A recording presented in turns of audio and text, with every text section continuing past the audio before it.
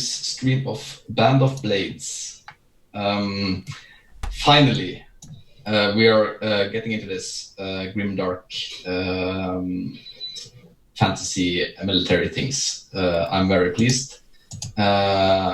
We have already started lost someone on the battlefield, Jim. That is unfortunately maybe on the East Coast somewhere fighting in the trenches. But for the rest of our crew, I have some super cool people here playing with me. So main reason I'm excited, of course.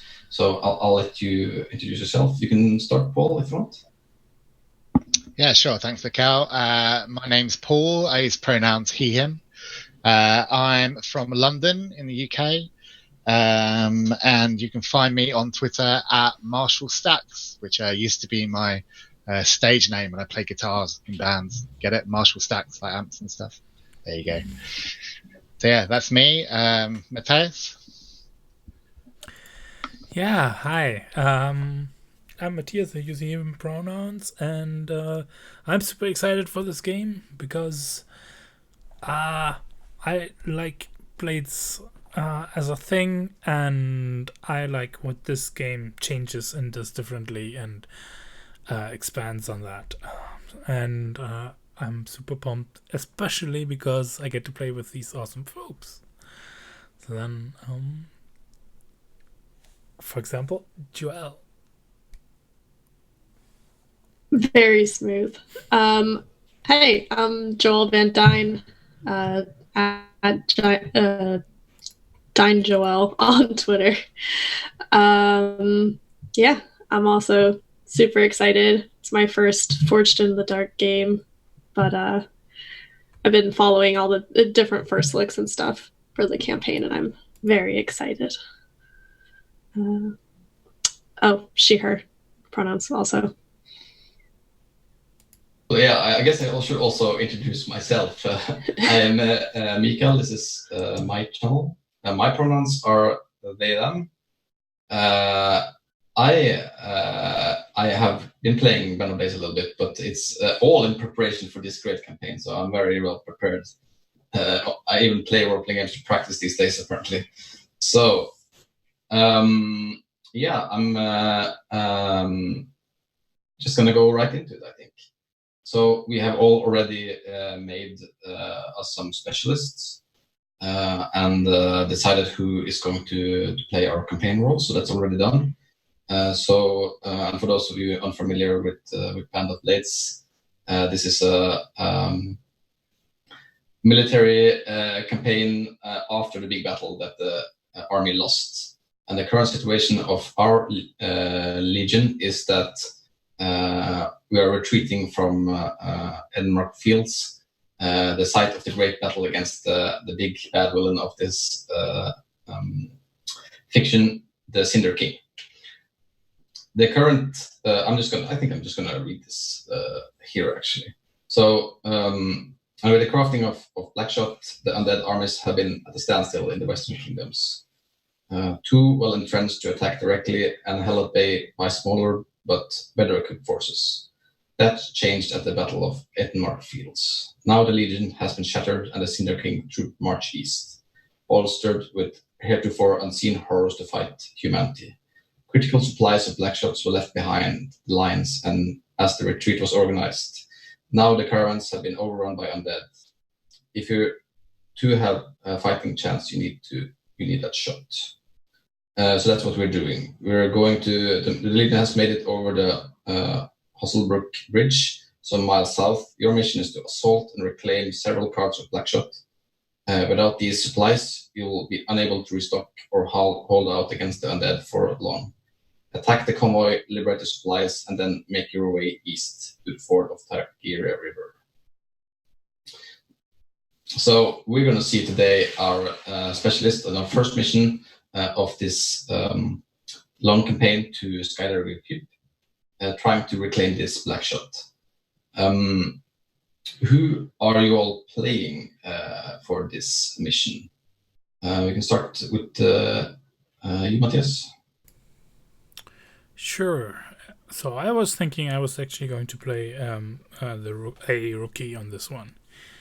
And the rookie that I'm playing, their name is Alexei Zukal, and they are actually a very personable fellow who also has a religious streak to them. But I don't know if we're ever going to see that, because I need to survive this first mission. What was your rookie's name, please, Matthias? Yeah, I'll write it. It's Alexei Zukal. Cool. I'll put it in chat so everyone can see. What about you, Paul? Cool, yeah. Well, I will be playing a specialist who is a medic. And he is an all right, which is a very sort of like cultured and kind of like civilized, hoity-toity kind of culture back in the Eastern Kingdoms. And his name is Apothecary Emilio Orvos. And wait, right back at you. I need that name in text. Sure, I'll paste it up for you in a sec. And Emilio, he is a disgraced former medical student that comes from a very wealthy, all right family. And he was thrown out of Or's most prestigious medical school for stealing and then dealing some sort of esoteric and powerful narcotics. And now, after the ill-fated battle at Mark Fields, he's jumped up the ranks in the Legion's sort of medical arm, and he's now the most experienced remaining medic because his superiors and his mentors were killed in the battle in Etemark. He is what's he taken? His traits: he is connected, well connected, and he is vengeful. He has taken the special abilities attaché, which means that I can deploy on any mission outside of the specialist caps. So you can basically tag along to any mission at all. And then I was tossing it up between what special ability to take, whether to take first aid, which is when he can spend these tonics to remove harm from people, basically treat them, or take the move Dr. Feelgood. That basically means you can use one tonic to grant person physical potency for an action. So you basically like give people these performance enhancing like drugs that boost them up. So I'm going to start with first aid, because I think, he'd be a pretty crappy sort of medic if he didn't know how to heal people. So if he survives and I get to level him up, I think I'll take the Dr. Feelgood next. So I'll take first aid. So that's Emilio Orvos. I'll paste the name for you in the chat. Awesome. I'm already imagining that he's big on the chill drugs out of medical school, and maybe we'll see him learn about the other ones as well. Oh yeah, he likes all states. He likes the chill ones. He likes the ones that hype you up. He likes the ones that take you to another field of consciousness. He loves them all. Awesome. And then lastly, Joelle, who you're playing tonight? I am playing the heavy. Her name is Valentina Zayevich, or Val. She is a Zemyati of the mountain tribes. So probably comes from a family of raiders. For traits, I've taken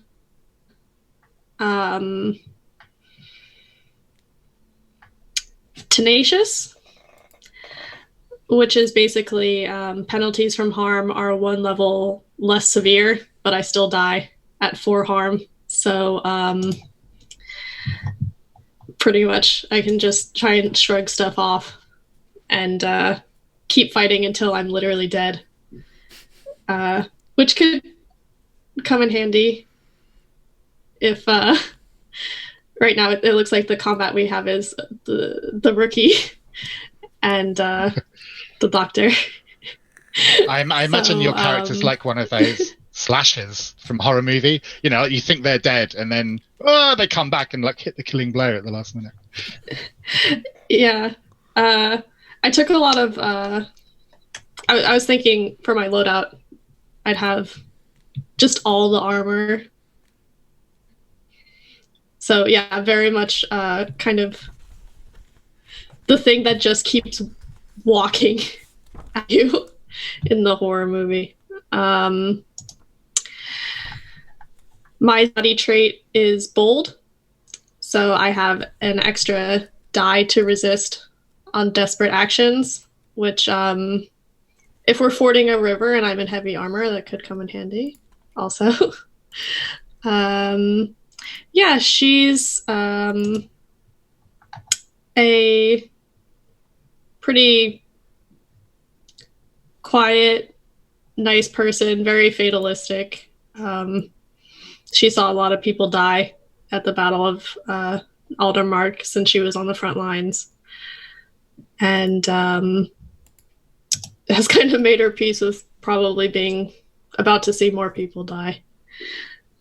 But yeah, well, I'll find out more as we play.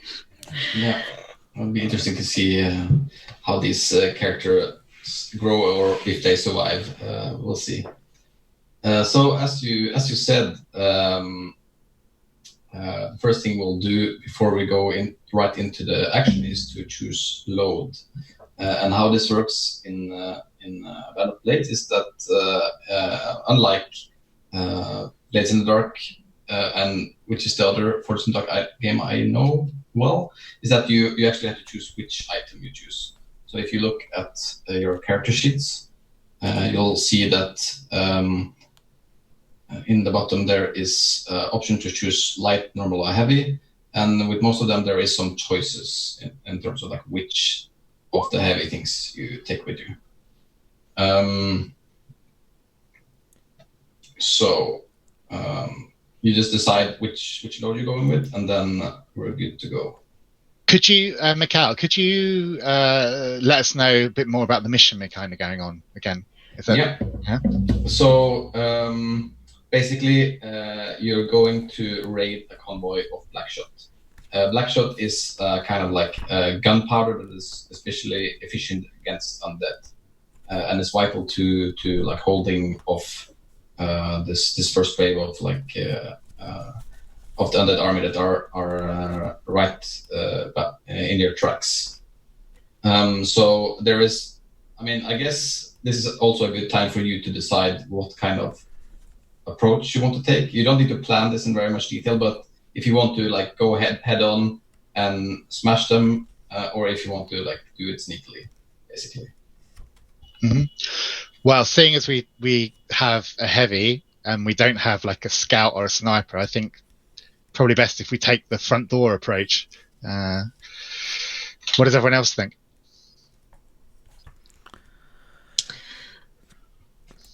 Yeah, I mean, I think I could at least try and hold some of their attention while you guys maybe try and sneak around or something. Like you said, we don't have anybody sneaky, so if we can try and sneak around if people think that sounds better, but I would be prepared for it to go sideways and end up knocking on the front door anyway. If you wanted to go like the head-on approach, you'll be followed by your chosen, which is the horned one.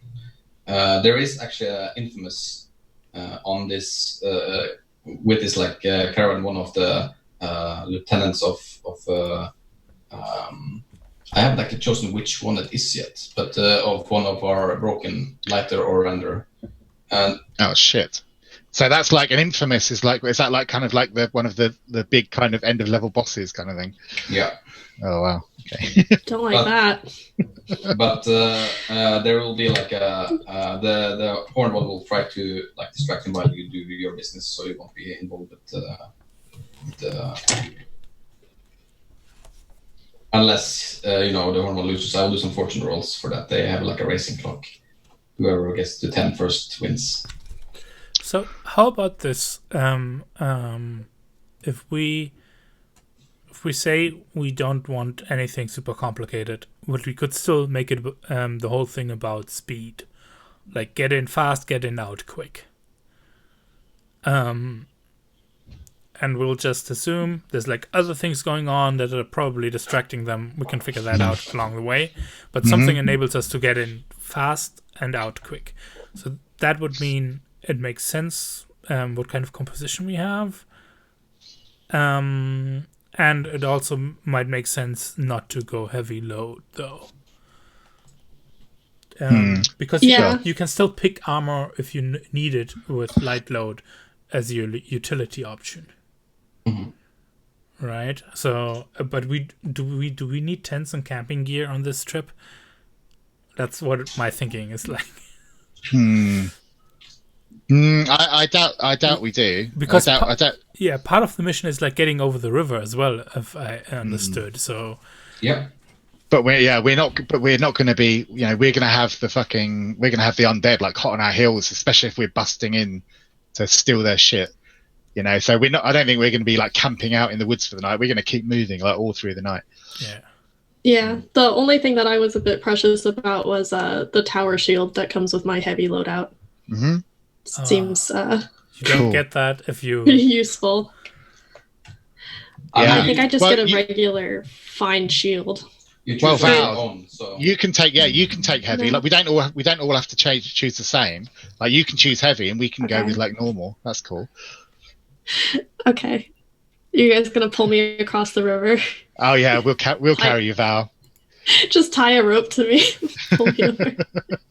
Yeah, you see in the comic, you like scrape like along the bottom. Cool. Yeah, that was my only concern. Cool. So, drowning. Apothecary Emilio is going to go with normal load, and then what's this utility thing on the bottom? I don't get that. You get to choose whichever you want. 2 options. Oh, cool. They have some descriptions. If you look, there's a handout called Gear in 20. Oh, I see it. Yeah.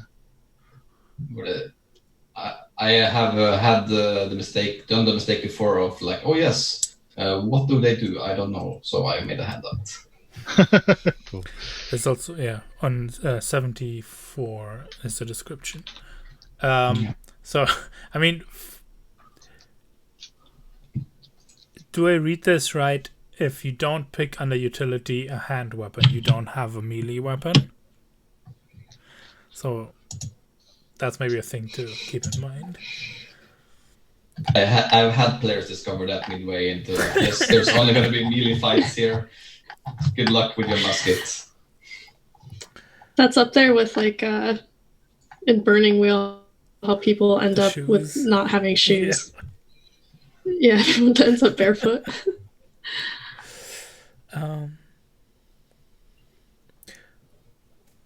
Yeah, I think. So we got a heavy load on the heavy, is that right? I think so. Yeah. That's fine tower shield. It sounds like I'll have to be fighting. What season is it? It is summer, but it is rainy. So I'm imagining like this pretty like damp and like warm weather thunderstorm. Yeah. But it's not cold. Okay, so Emilio is going to choose for his utility some oil. So he's got 3 uses of oil, like in flasks, like around himself, and some black shot. 3 ammo of black shot. Always good. So Blackshot you use for an extra effect against undead. I'm going light, and I'm taking a hand weapon and a climbing kit. I imagine that I will be the one expected to be who hauls all the stuff around, while the other ones make the decisions and do the actions. So yeah. So maybe I can we'll probably not. We'll see if we need to climb, but it means ropes and stuff. So whatever we steal, we can bundle together and make it to a floaty thing to get across the river. That kind of stuff is on my mind there. Okay. River. Good. I was thinking the reliquary might be useful since we know that there's going to be undead there, and yeah, there's lots of things useful. I would imagine. I don't know. Yeah, I don't have a gun to use Blackshot, but I could I take one and give it to someone? Yeah, sure. So in the mission. Here's the thing, though. If I look at how this is displayed, because I don't think we'll need winter clothes, or I already have a shield. Yeah, but here's the thing, though. The way Blackshot is displayed, the two boxes are connected. So that usually means you need to use both utility options to carry Blackshot with you. But is that what it means? It doesn't mean you can just choose one Blackshot and something else. Yeah, exactly. So usually, when those two boxes are not connected, then it's just two separate ones. But when they're connected, it means you need to use two of whatever you're using for it to have it. But it might be wrong on the sheet here, so I'm the not reliquary 100% like that on too. that. I think I'm gonna check that out until next time, and for now we're gonna treat it as one. Okay. Yeah, I'm looking in the book and standard items. It says Blackshot is just if you choose one of it, you get 3 uses of it, and that's it. So it just counts as a standard thing by the look of it. I think the reason it's there is because for the engagement roles, on some on the assault missions, the quartermaster can send Blackshot with the group, and you have a free use of it. Okay. Like a free box. Oh yeah, but it means one box means 3 uses. Yeah, that's right. Yeah. Yeah. So I'm guessing if you tick 2 boxes, you get 6 uses of it. Or 2 boxes means 3 uses. But yeah, it's probably what doesn't matter right now. No. You can check that in between. Okay, so does that sound good? Yeah. To you guys, something to resist corruption and then an extra Blackshot. You think? Cool. Then I think I'll just jump right into action and describe our scene here. So the rain and thunder is punctuated by howls of undead lurking about. In the near distance, the convoy awaits. The mission is critical. If the Legion is to have any chance, they need those supplies. You cannot fail them. And with you on this mission, you have the Horned One. The Horned One is a chosen by the Panyar Forest Gods. Actually, the Horned One is the god, but they don't have a specific name. This chosen. They used to have a name, but now they're just a part of the Horned One in a way. We don't really know how that works, but we'll find out during the game. She is a quite small-figured woman. Looks pretty young and is hooded, but you see I think actually doesn't have a hood because she has some antlers, her Panyar animal trait. And I think through the whole way you walk there, she's been pretty quiet. But once I think the scene, this movie starts with like this lightning flaring up the sky, and you see like the her looking and like just like saying, "We're close. I can smell it." And she like looks over at you. Who is in charge of this mission, by the way? Because we have no officers, so it's probably one of the two specialists. Blackshot's alchemical, right? Like we think of it kind of as bullets, but it's like actually like little like vials or something. So maybe the alchemist seems like they would know the most about Blackshot. Well, there's no alchemist in the group here, I think, but it's either like you, the heavy, or the medic. Yeah, the medic. The medic. Oh, I thought knows the about, medic is. Medic, yeah, sure, yeah, cool. Yeah, sure, yeah. So I mean, it's reluctant. Like, it's reluctant that he's been put in charge here. This is like the first time he's ever commanded a squad. But yeah, desperate times call for desperate measures. Yeah, and I think you like it's in the night, like in the late, in the early parts of the night, and like she addresses you, and I think like, have you ever? Oh, there, you have a gym. Sorry, say that again. a gym has arrived. Oh, woo! Which, hey, Jim. We're already just in time. We were just about to get started. Well, Michael quickly go to be right back because we're already live. Oh, okay. There we go. Cool. Yeah. So quick break. We'll be back in a moment with a full squad.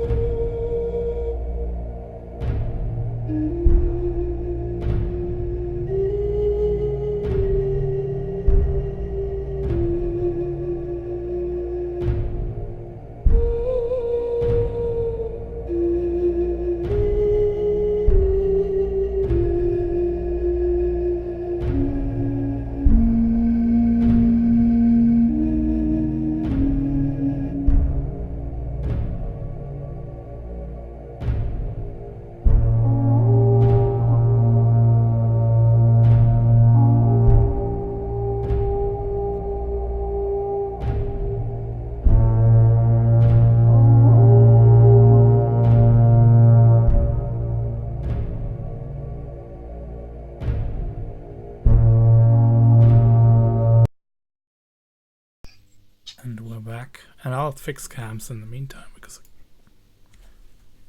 Yeah. Hey, we got a new player. Hey, Jim. Hello, thank you. We have a new player who doesn't understand time zones. So thank you, everybody, for your patience. And sorry that, I cruised in thinking I was great. But it turns out, like, GMT +2, daylight savings time, Eastern Standard Time, it's all more complicated than I thought it was. So thank you for your patience. I mean, nobody really understands time zones. Whoever's saying is just lying. But I'm here and I'm very excited. I'm looking forward to the game. Cool, happy to have you. So, who are you playing for this mission? So for this particular mission, I am going to be the sniper, and this is a specialist that I actually made up. This is the Cadre Had Cleo, who is a middle-aged, destitute noble who joined the Legion to pay off debts. He figured a few easy years as as an officer in the Legion, he could make up for those the bad land deals that he made back home that caused him, to flee and join the Legion. And things got way more complicated and awful than he ever anticipated they would be. But he's a sniper because he is very happy to sit at the top of a tree while everybody else does the unpleasant, difficult, dirty work of, making a mess. While with his well-placed shots, he can perhaps try to lend a little bit of dignity to what would otherwise just be a vulgar brawl. Awesome. I feel like you came for me a little bit. What? No. the vulgar brawler. You made your character after mine. I didn't see your character until after mine was made up. My dad. So there's a little bit. If you'll indulge me for a moment, there's a little bit of a story behind that, which is my dad, when he was in the Army, was in artillery, and he had a framed print that said, "Artillery lends dignity to what would otherwise be a vulgar brawl," and it was this cartoon of I love it. Of people hitting each other with entrenching tools and just this melee of blood and everything, and a very proper looking powdered wig British artillery officer with a little toy cannon lighting it with a slender match to fire a cannonball into the melee because he was able, and it was he was dignified. There was nothing dignified about the activity he was engaged in, but because he didn't have to get his hands dirty and could stand back and just light his little cannon, that felt perfect for my sniper and for what I had in mind. I love the idea. Yeah, I love it. I love the idea that maybe the cadre carries this little framed bit of cross stitch that has that phrase kind of cross stitched in it. I think it might be maybe a cameo or something that has it, in there or something like that. I don't think anything in a frame would survive very long, but certainly. Oh no, sorry, he has it engraved on his flask that he carries around. That is totally something, that's you're having "fuck communism" engraved on your cigarette, your Zippo lighter or something like that. That's totally what he has on his flask that he carries tucked away with him. Yeah. Love it. Great. I can already see some interesting things happening between our heavy and our sniper on this mission. So I think this actually in the TV series, it's you see in this the scene is set. You see the convoy you're supposed to get the black shot from moving in the distance, and we just saw a frame of our chosen, the horned one, turn from looking over at our medic who is commanding this mission, and giving them some lines. And now in this exact moment, I think you see she changes from she started to change from she started run, and you see her change from this tiny woman to a full-grown wolf running towards this convoy, and then we look probably pan the camera over at the sniper, What does the sniper's face look like at this moment, understanding that this is probably going to be a brawl? Sorry, understanding it's probably going to be a what? A brawl. Oh, like I think so. Like if I'm kind of with the squad, and this thing is charging at us, I mean, the first thing I do, like, I'm not looking at whatever's charging at us. I'm immediately looking around for some kind of vantage point I can take, so that, you know, even if it's just like hop up on top of a rock or something like that. Whenever something's coming at us, my attention immediately turns away from whatever is coming at us to a place where I can, you know, get some altitude so that I can have a clear shot and I'm not shooting through, you know, my companions in order to get at whatever is coming at us. Awesome. So what is the rest of you doing? What are you commanding the rest of the squad to do here, Apatek, Emilio? I think Emilio, when he you know, he's talking with the horned one, and he kind of, like, you know, looks away for a second, and as he looks back, you know, she's changed into this, like, huge, like, bestial wolf, and like rushes, like, forward, like, through the trees, like, and he like just chokes back, like, his nervousness, and he's like, well, fuck, I guess we're getting stuck in. And you can see, like, his mind kind of clicks into gear, and he closes his eyes for a second, and he's hit with, like, the memories of Ettenmark Field, like, oh, and his eyes, like, snap open again, and he grits his teeth, and he's like, okay, Val, you go with the horned one, back her up, I know you can take it, just stand heavy in there. Cadre, I want you, like, find a spot up in those trees, find a spot, provide covering fire for the horned one and for Val. Rookie, you're coming with me, we're going to go and get that black shot, we're going in round the back, we're going to grab the black shot.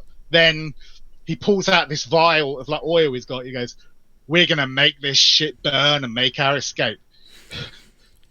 You got that? Anyone need me to repeat myself, or should we just fucking get going, huh? Like, you're looking at my back. I got you, sir. And Alexei's, like, has, like, ropes and sacks and whatever, like, material to just haul stuff that they're laden with, and yeah. And I think, like, all the rookies actually, like, in unison say like this, yes, sir, because you just addressed one rookie. Yeah. And there's, like, a group of 5 of them, like, not understanding that you're speaking to a specific one. They all think they're speaking to them. Then in that case, I'd like to correct that. Because I didn't realize there was a group of actual rookies kind of with us. I thought it was just the one. So it's what, 5?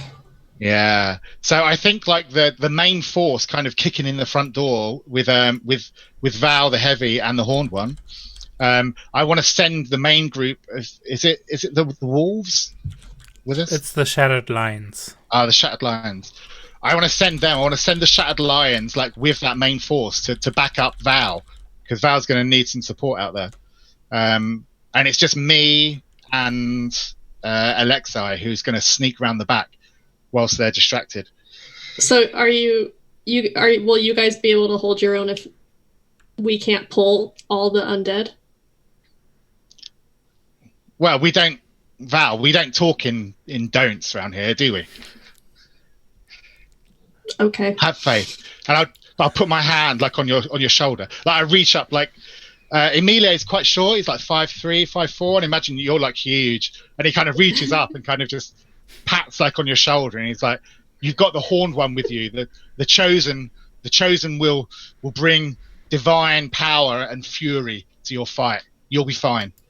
Just stick with the horned one." I'm not worried about my half. I'm worried about you guys with no heavy and no chosen. We're going to be fine. We're going to stick to the shadows. we're gonna move like midnight oil, and then we're gonna burn that shit down. Awesome. And I think we Love cut right to the action here, because you're already. This is a thing that has already happened. I think you're right in the action as we like start here, and you see like probably in front you see the big wolf fighting this creature. It looks like this. It's this big lump of like pieces of people sewn together with this arm. That instead of arm they have like a chain with a ball on the end, and you see like this the horn like pouncing right at them to try to like distract them from going for you. And I'm making here like a clock, a 10 clock for the horned one, and an 8 clock for the infamous. And they're gonna the horned is gonna keep the infamous distracted until his clock is filled. So they're gonna have a competing clock who fills first. Meanwhile, you also see like there is this big group of like maybe 10 undead that are like going, that are already like charging at the rookies and the group with the heavy. And we see where do we see our sniper? Well, if we're in the woods, I think we see me up a tree. I find a I find like something that's got some low branches. Kind of, rifle in one hand and climbing with the other, and I get up I don't need to be like 30 feet in the air, just like up above everybody's heads, 8-10 feet up. I find a nice wide branch where I can kind of just lean in, put my shoulder against the trunk of the tree and just, wedge my ass into where the branch comes out, and just kind of and I bring the gun up to my eye, and I start to quietly hum, kind of sing to myself my favorite slightly risque drinking song, because I've sung it so much that I know the tempo perfectly, and so it helps me actually that's how I keep time, right? If they say, if someone's 10 ticks of the clock, we're going to need you to do this. That's how I keep track, because it's not like I can be looking at my pocket watch while I'm up here, right? And so I'm just quietly humming to myself and kind of looking down, the fixed sights of my rifle to, and I don't have a specific remit up here for who I'm supposed to help. So I'm just I presume that I am free to, take targets of opportunity as they present themselves. Mm-hmm. Cool. And you're in normal load, right? I'm at normal load. Yes. Yeah. I have a bit of armor. Cool. I'm not coming out here in just my coat and my breeches. That's yeah. I think where we're going to start is with our sneaky apothecary here, Emilio, who's been trying to get around. And I think I want to how do you do that? How do you go about? Yeah, so I'm imagining that this this undead kind of camp, it's in like a clearing, like in the middle of these woods. Yeah. So we're like sticking to the tree cover, and keeping low, like trying to move kind of quietly, like through the trees, like basically round to the back of the camp. And then from there, we're going to try and sneak in and find the black shot, whilst the undead are busy defending against the chosen at the front.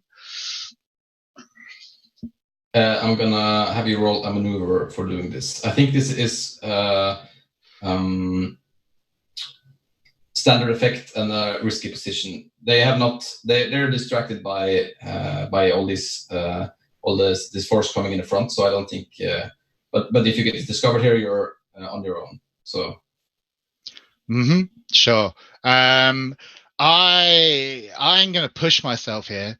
I think to. Question: Is this a group action? Both of us are sneaking.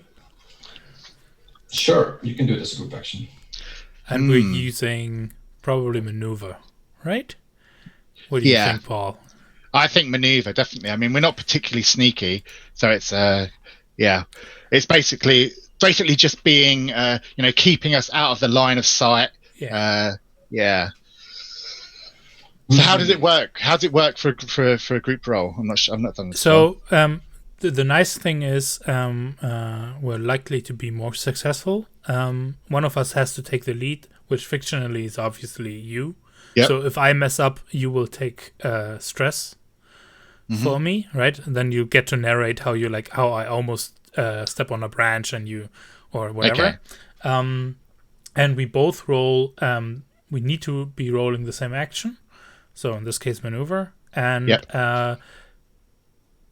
it's basically pooled. Both pools are pooled together, and the highest die will count as a result. Okay, cool. So should we both roll that? Well, we'll first have to ask. So we do this. What is our position in effect? Because Mikael gets to judge that. Yeah, I think for getting around, it is risky position and standard effect. I think it's not. You're not in direct conflict yet, but if you fail this, you might be in a very bad position because you're just two of you. Okay. Mm-hmm. Yeah, I'm cool with that. Question: if we be like, well, let's just be quick about this and push this entire situation to desperate because we're just doing it runningly. Do we also get a great effect and immediately find the thing, the black shot?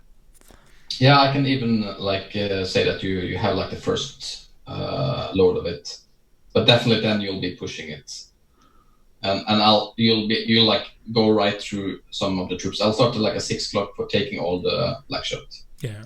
So very quickly, just to reiterate what I'm trying to do here or suggesting, potentially it's an example of Mikael tells us the situation is risky, what we're trying to do, and the effect is standard.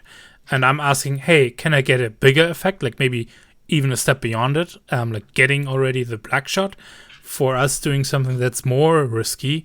In this case, not caring so much about the stealth thing and being more let's just run at a certain point, which obviously makes the whole situation more dangerous, but also might get us farther along with one roll. Yeah. Okay. Cool. Yeah. Let's do that then. Let's not worry so much about the stealth because hey. We're not particularly stealthy legionnaires. We're the kind of legionnaires that just get shit done. So yeah. So would that mean are we pushing ourselves then? No, you're just changing effect for a more worse position. So this is now a desperate position, but great effect. Yes. Okay. Cool. And how this works is that one of you is going to lead the roll. Who's leading? I will lead, so I roll. So I roll 1 dice, correct? Yeah. You can still push yourself and pay for stress to get another die here if you want to. Oh, I will then. How do I do that? I will push myself. Take 2 stress and you get an extra die. Yeah, cool. So I'll roll 2 dice. So I have 1 bonus die. That means you also get mark XP, yes. There we go. So I rolled a 6 and a 2. Yeah, so now we only have to see if your rookie fails you. I also got a 6. Oh, wow. That's great. If you had an officer here, you might have had a crit, but... Yeah, no, that needs a special ability to get a crit. With 2 6s divided among rolls. It is, but you definitely succeed. So, how does this look like? Because I imagine there is quite a bit of undead around. The regular line troops of Blighter whose troops are here is rotters. So they're pretty much like undead that are filled with like chemicals that reanimates them. So I imagine them being like they are just like corpses with like running down with like these green chemicals. You can smell like the rot and like this. I imagine like this kind of like chemical smell that is very like very strong. But some of them like look rotten, and some of them look more like recent. It's pretty like disturbing. But and there's quite a bit of them around like the carts, but you manage to like avoid them completely. How do you do it?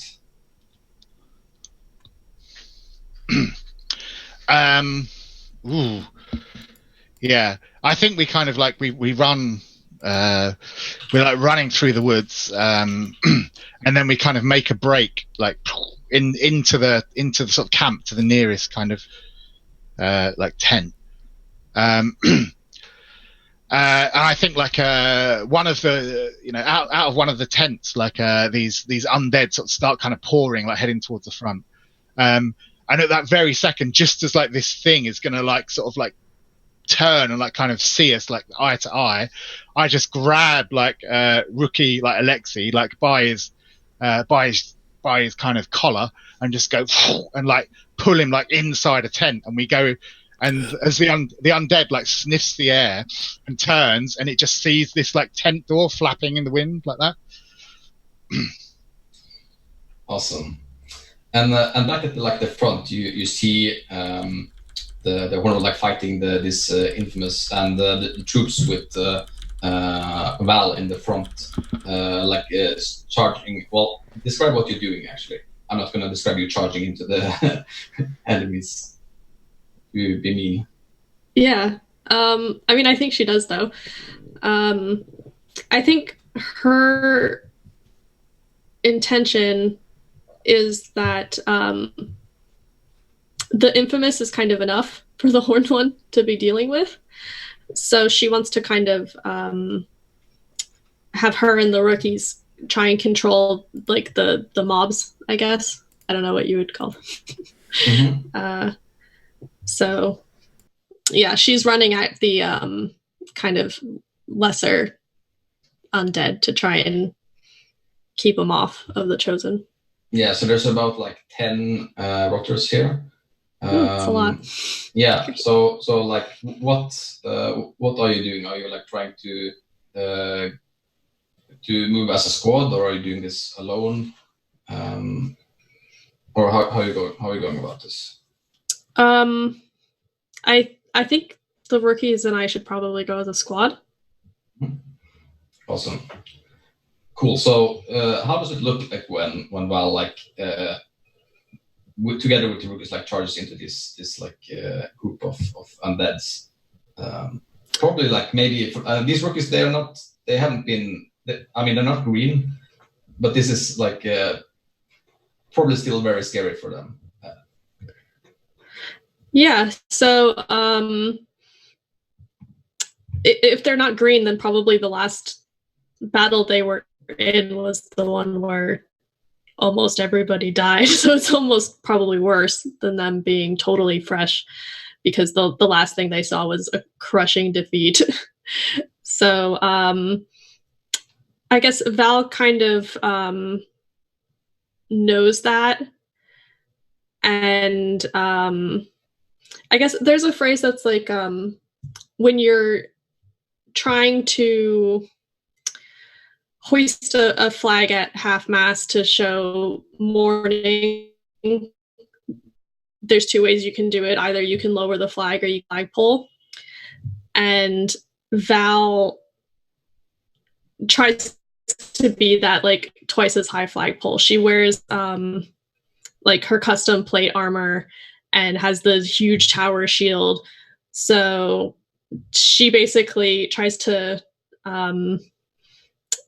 put on a good show, basically, for the rookies, and just like full bore runs towards the rotters with her shield out.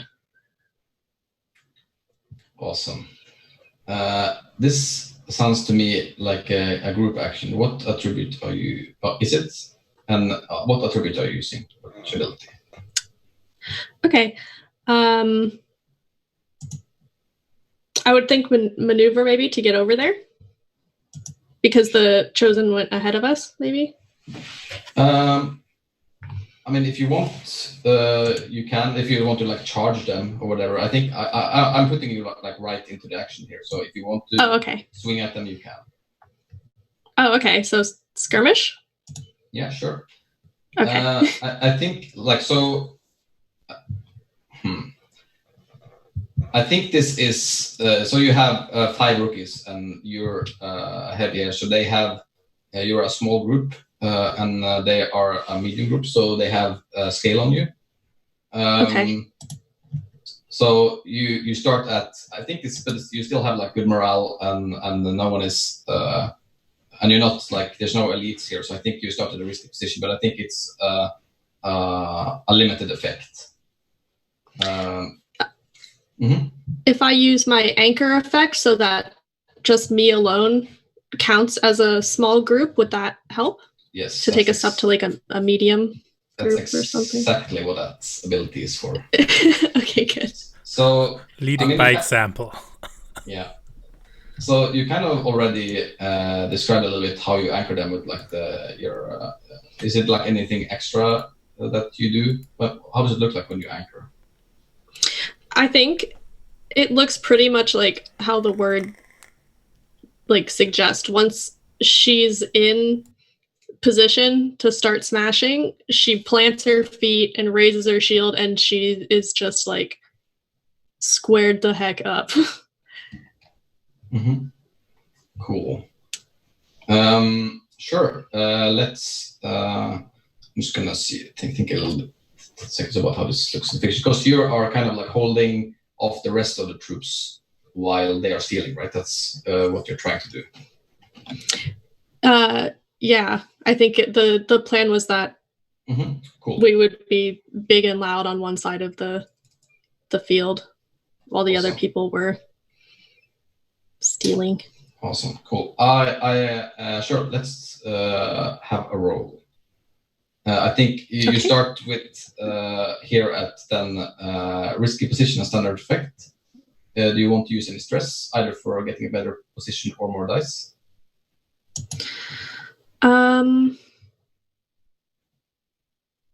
So if you basically this group here, I think it's you can't like evaporate them on one turn with the standard effect.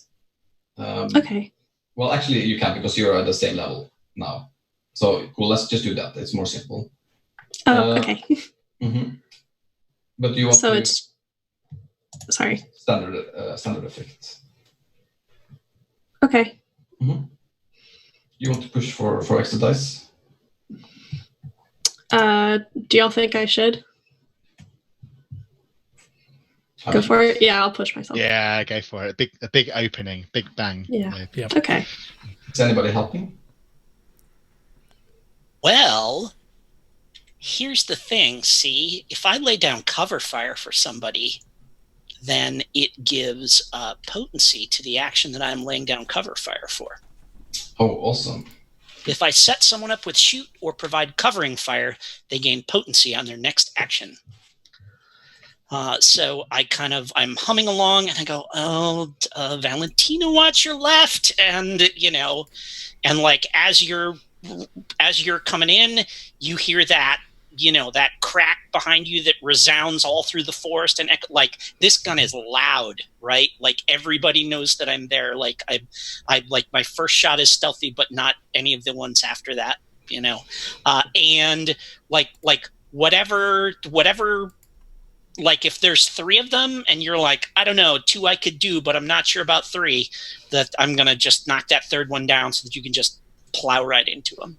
Awesome. I think what it looks like in the fiction is that, what you were trying to do is kind of like keep them busy and like spread them out. But I think like with this extra potency, you have like the chance to actually like take them out fully.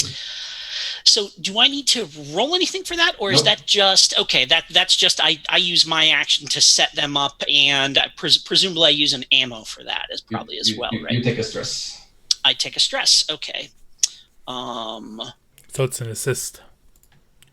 It lends a die. Got it. Okay. Mhm. And so I'm just going to tick a stress box there, right? Yeah. Cool. Excellent. Then you have 2 extra die, and we can have a roll. And I'm going to also roll for the rookies. Okay. So you're definitely leading here. Okay. On Roll20, how do I add the 2 extra die? It'll ask you for bonus. Oh, okay. Cool. Still a risky position. Yeah. And effect is? It's great. Great. Plus an extra potency. Excellent. I have 2 bonus dice. Oh, great. All those 6s. The time is ended. Well, we'll see if the rookie saves the day.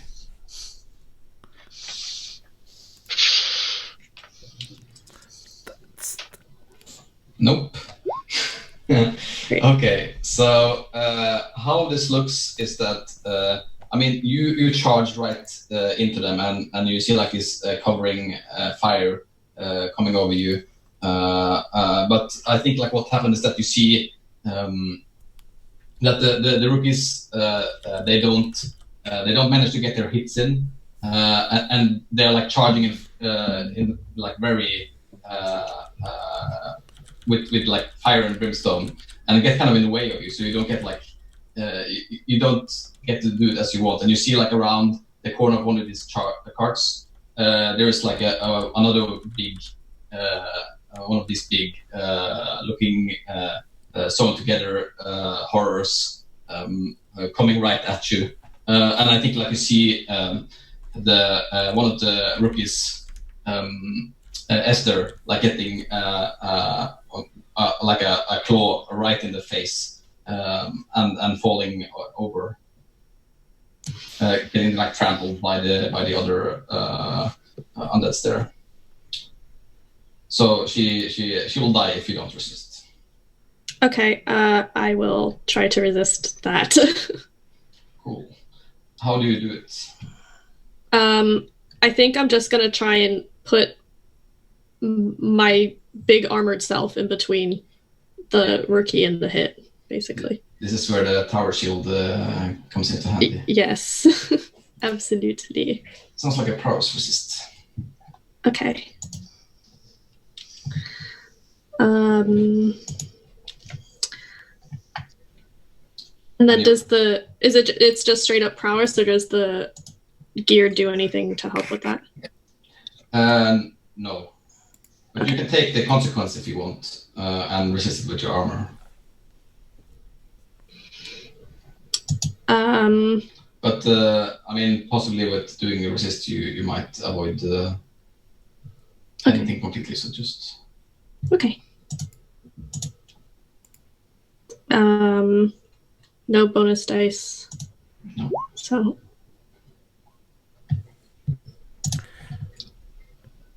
Well, that's good. No stress. Zero stress for you. So describe how you do this. Like how do you save Esther from certain death here? I think the covering shot went right over Esther, so the noise I think kind of got my attention, and I was able to like come up behind her and then take my shield arm and just be like, no. Awesome.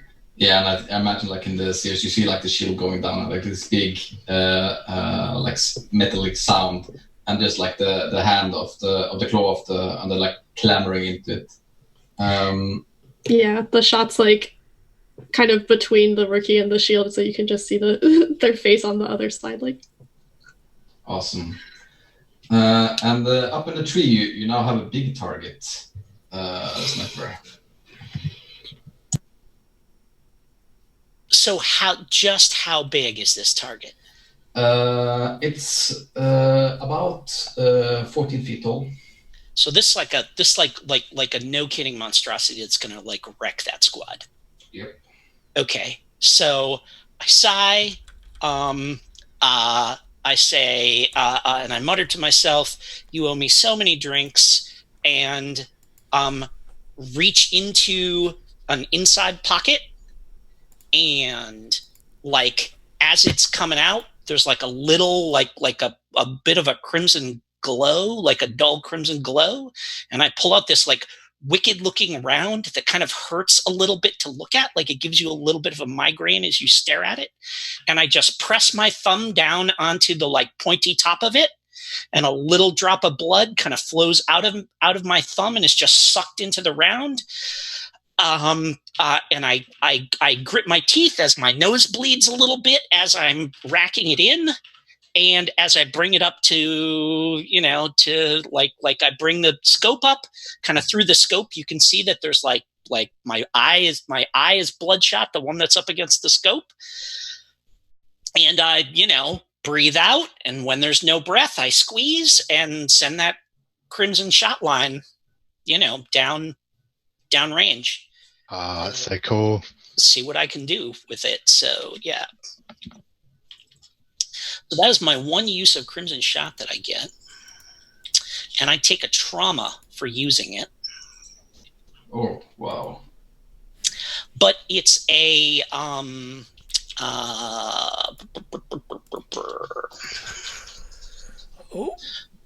what's going on with it? It's like it is a threat 4 attack. Oh, holy crap. Okay, so usually I would say like because this horror is threat 2, so this would usually require a clock.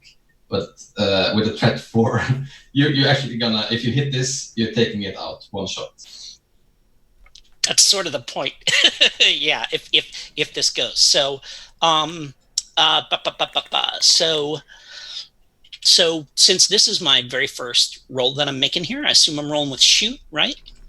Yeah, I mean you choose. So I am shooting this thing.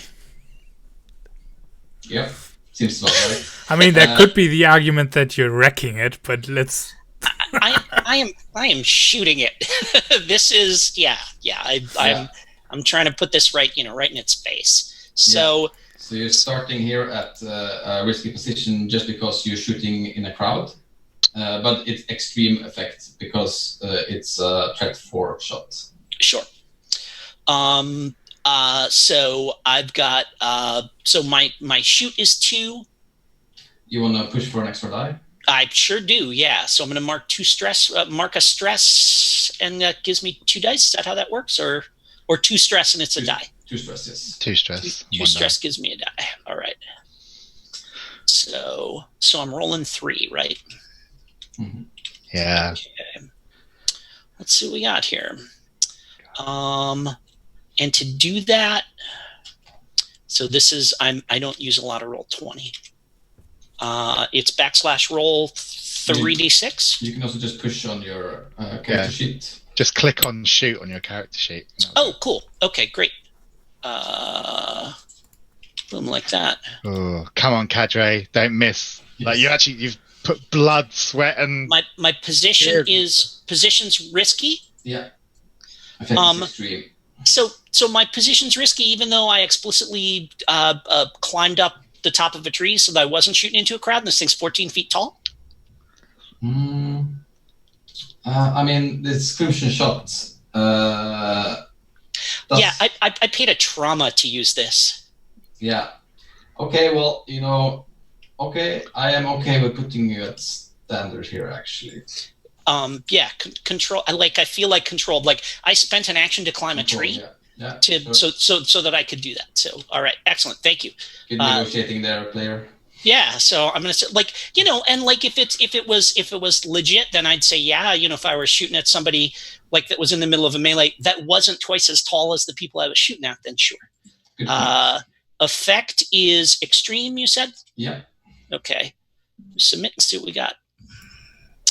Bonus dice, I've got 1, right? because it would normally be 2, and I get 1 for the stress, or is it gonna ask me for that separately? No, yeah, 1. I got a 4. Partial success. I do it, but there are consequences. I mean, you do it, the thing gets wrecked, probably. Yeah. First, describe how this looks when you shoot this crimson shot. I am curious about how this. Kadre, can you also describe your gun? Because I really want to know what it looks like. Oh, it is. This is my duck hunting rifle. Like, this is the only thing from my estate that I still own. So it is like absolutely the nicest rifle in the Legion, and it's got like silver scroll work, and like the family crest is worked into the the hammer and stuff like this and everything.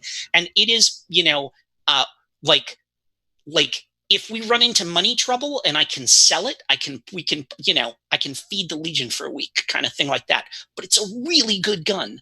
And it's got like an optical sight on it and everything that I probably paid a small fortune for some, from some glassmaker that normally makes like, telescopes for stargazing or something like that. And it is just a very fine piece of work.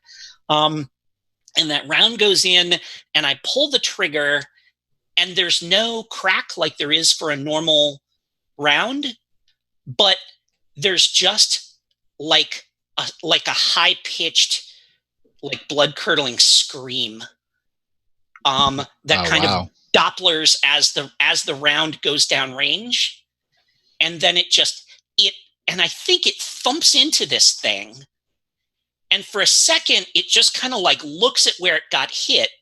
And you said it's composed of like a bunch of like corpses stitched together. Mm-hmm. Just like the corpses, just like kind of like red veins start to shoot through it wherever the stitches that kind of like where the corpses are stitched together, and they just start to like one by one kind of like sort of melt into this like disgusting like biologic goo, but it's like a piece at a time as it kind of infects each corpse that it's attached to. And it like takes another couple of maybe even gets another kind of feeble swinging towards Val, like as its arm is coming off or something like that. But it is definitely, yeah. And it just sort of disintegrates. Awesome. Wow. Is it? Yeah, I think like for like just a second, like almost like the whole like battlegrounds, it comes to a still, and then it's like fighting again. And I think like the next thing I'm gonna do, you see like the Hornworm like jump at the red hook, like another one of these like stitched together creature, but only like a little bit bigger and with this like hook for a hand. And fighting. So I'm gonna do like a fortune roll here for seeing how that goes with the fight between these two. Amid straining body parts. Yeah. And do I take some kind of consequence for rolling that 4, or is this the follow up to that? Yeah, I'll actually I'm just gonna I'll get back to it. Yeah. Because it was just a controlled one, so it's not a big effect here. Cool. So I'm gonna roll here 2 for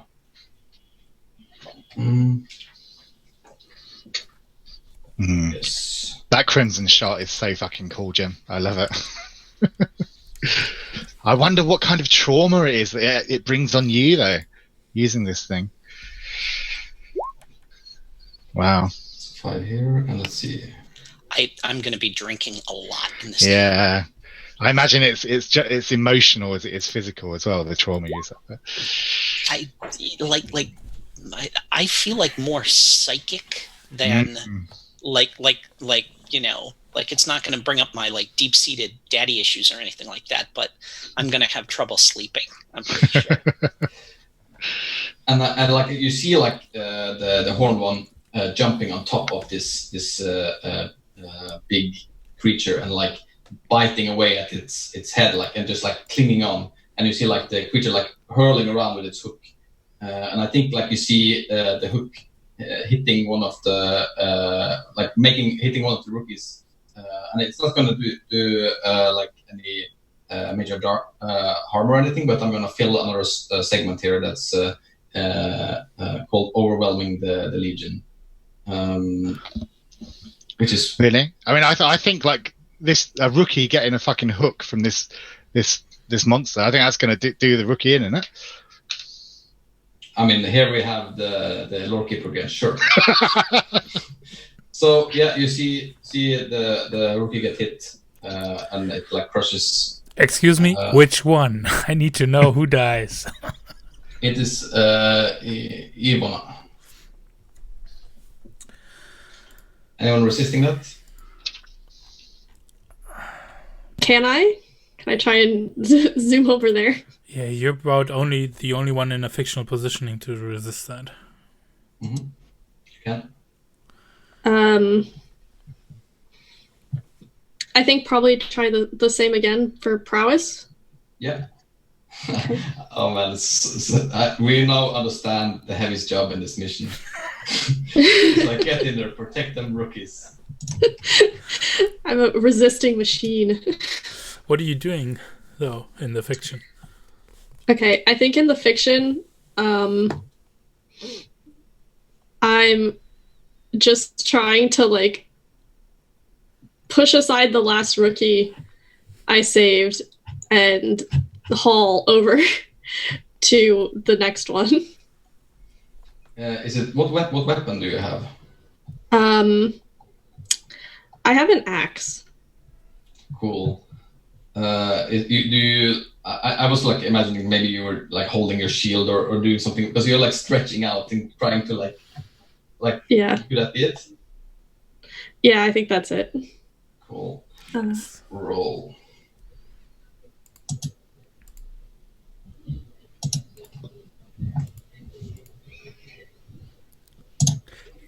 Nice. Is that another? Wow. Yeah, like keep rolling those sixes, and you're never gonna take except any for when stress. I need to attack. Yeah. I was just like, is that the roll from before? I was like, no. Yeah. Well done, Val. Awesome. Okay, so I don't take stress for assisting then. Yeah, No, you're totally fine. you're good. Okay.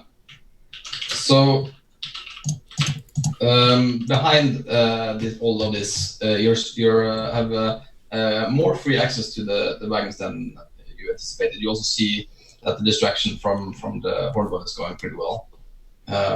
What are you doing back there?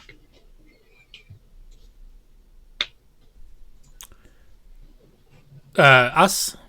You mean? Yeah. Okay, so yeah, when we cut back to us, I think the first thing we see is we're in this tent thing where those black shot supplies are there, and when we cut back, we immediately cut back to Alex, seeing Alexei, who's like, it's like clear as day that they are laborer. They know how to haul in the harvest.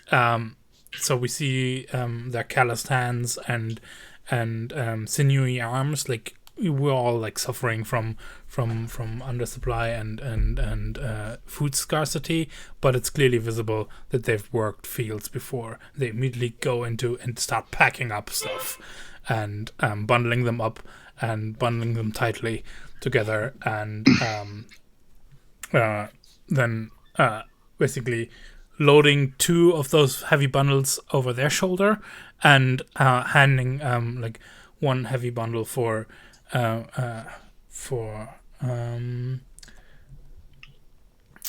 names. Emilio to, because Emilio is probably going to be the one who's going to take point again, and then I'm gonna grab the like a makeshift sled. It's not really a sled. It's just more sacks bundled together that I can also pull. So I'm like carrying and pulling. Well, I was going to ask: are there any like carts or wagons like in this camp that we could requisition? Yeah. Yeah. There is. is that could be an. So you have already filled up 3 with your great effect with stealing the black shot here. So if you there is that sounds like an assist here possibly to find like a wagon if you want. Mm-hmm. So like you see, I mean, you see outside the tent, you see like there is like a actual. I mean, they are on the move, right? Yeah. So I think probably like the wagon is right, not very far from the tent, and while our rookie is like in stashing all the stuff, you're getting that right. Yeah, and I would be suggesting here, what I'm trying to do is I'm rigging up the black shot supplies to make them mobile and maneuverable, so we can get that stuff out of here. Mm-hmm. So we can basically now head back, that we're on our way back. That's what I want to achieve with this roll. Cool. Yeah. So I'm going to assist by kind of pulling this little cart that we've got into the tent. Yeah. Mm-hmm. Awesome. So I think because you're handling a big amount of explosives, it's risky. Mm-hmm. Sure. Yeah. Like how quickly are you going about? It's standard effect from like doing it regularly in regular speed. We're not dallying, like, right? I'm like doing this with practiced hands, but it's not a I don't even know if Alexei is like 100% aware what they are handling here and that it is dangerous. Yeah, I think like you do you even like ask, like, you know, what is this, like, boss? No, it's like we need to pack this stuff up, and I went off and like started doing it as like I'm used to, like taking no, there's work to do. Oh, nice, good. I see work in front of me. I do it. Yeah. I think I'll just say to you, I'm like, just be careful. Don't drop it. Don't shake it. And I just make this gesture, like, boom. Hey. Yeah, right. Like a flower explosion. Awesome. So, are you pushing for effect or dice here? What does standard actually give us? Does it set us up on the way out with the whole cart full of stuff? It gives you, yeah, I think so. And no, actually, I think if you fill it up with, it takes 3 ticks to fill the clock. Then you'll have everything on the cart ready to go. The next thing will be getting out of there. Oh, okay. No, I think that sounds like I'm pushing for a die. I'm pushing myself for a die by like acting quickly and just working it. Mm-hmm. So it's risky standard, right? Yeah. Okay. I'm getting a bonus die and a second, one for the assist. One for the assist and one for pushing myself. Mm-hmm. So I take 1 stress for the assist. Is that correct? Yeah. Yeah. Cool. I'll mark that. And like, we see my belabored face, and let's see what I roll. That's a 6. Yeah. Yeah. I imagine you stack. You see, like you stack the things up on top of each other, like these. I imagine it being like these. They are like a cloth thing around them, but they look firm. So it's almost like they're jars, but you're not quite sure if they're like, because there's cloth around it, right? So it's a bit, you're not sure. So you stack them on top of each other on this cart, and I think like on the last one you see, it's almost like it suddenly like becomes like falls apart a little bit. So it becomes like this powder. So it was just like firm, and you almost like drop it, but you managed to like catch it and perfectly like put it on top. Seeing as Emilio is assisting, can the rookie Alexei, can he drop it? And like I literally like got it, reach down and just grab it in one hand at the last second. And yeah. I think you forgot one, rookie. Oh. Awesome. And I think that this now it actually sets in what we're actually handling here. and I take it from you, and I'm like, okay, yeah. So just like bring the eggs to market. Yeah. And I put it in, and I think we I'll be can like, probably yeah. cut here. Yeah. Yeah. Good job, rookie. Good job. Cool. So you have one more segment for getting everything ready to get out there. Mm-hmm. Right. So back in the front, the fight is going like pretty well. Only nobody has died, and the big horror is dead, and it seems like the horned one is doing okay with Red Hook. What's the name of this big infamous? But your rookies are still struggling a little bit and trying to like hold the line. What do you do to like keep these forces distracted? Heavy. Wow.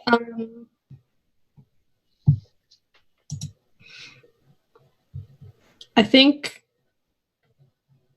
I just want to keep skirmishing. Like you said, it seems like the horned one is doing okay. So I think part of Val's tenacious spirit is probably that she sees that the rookies are having an issue, and she's just going to keep putting herself between them as many times as she can. How does that look? Are you swinging? How does Val swing her axe? I think kind of reflecting that I have an okay maneuver, she's lighter on her feet than you would imagine for somebody in plate armor. So she's kind of like flitting around the battlefield in between trying to block hits and hit undead. And it just all over the place, basically. Mm-hmm. Are you still fighting together with the rookies? Yeah, because I think I haven't really moved, so I think we're still fighting together. Cool. Yeah, skirmish, you said? Yeah. I think this is still standard effect, but I think it's desperate now because like even though it's going good for the rest of you, you're in this fight longer than you anticipated, and the rookies are not really ready to stand up to these people, as you haven't really killed any of them you're fighting with. Okay. Just like mechanically, I have an extra die if I'm in a desperate situation. So would it be better actually for me to not try and upgrade it to risky, or would it be better to try and... You get XP and extra die, it's good. All good. I mean, there's consequences if you fail, but there's a good chance. How many die will you have? I have 2 in skirmish, and then I get an extra for a desperate action. It's a pretty good chance of succeeding already.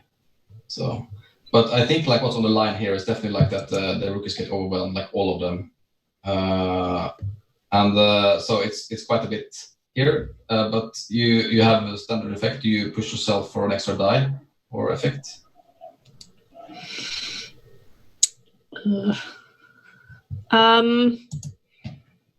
I don't think I've taken too much stress yet, so yeah, this is maybe I should. First luxury mission where you have a clear stress track. Just spend it all. Yeah. So I think I'll push because I don't want us all to get knocked out. I mean, and this is this a situation where I could be helping out? Where do I still have cover fire? I mean, I can. It's so not like the like whatever it is you normally do to help. Like you spend a stress, right? And yeah. So I mean, like normal rounds back in, and damn it, Val, you're left, and I, like send another couple of shots down there, if that works, and then I just spend a stress, and that gives her a die. Is that how that works? Yeah. Well, I'm going to go ahead and do that. Awesome. Okay. Standard effect. And then 1 from assist, 1 from pushing, 1 from desperate. Mm-hmm.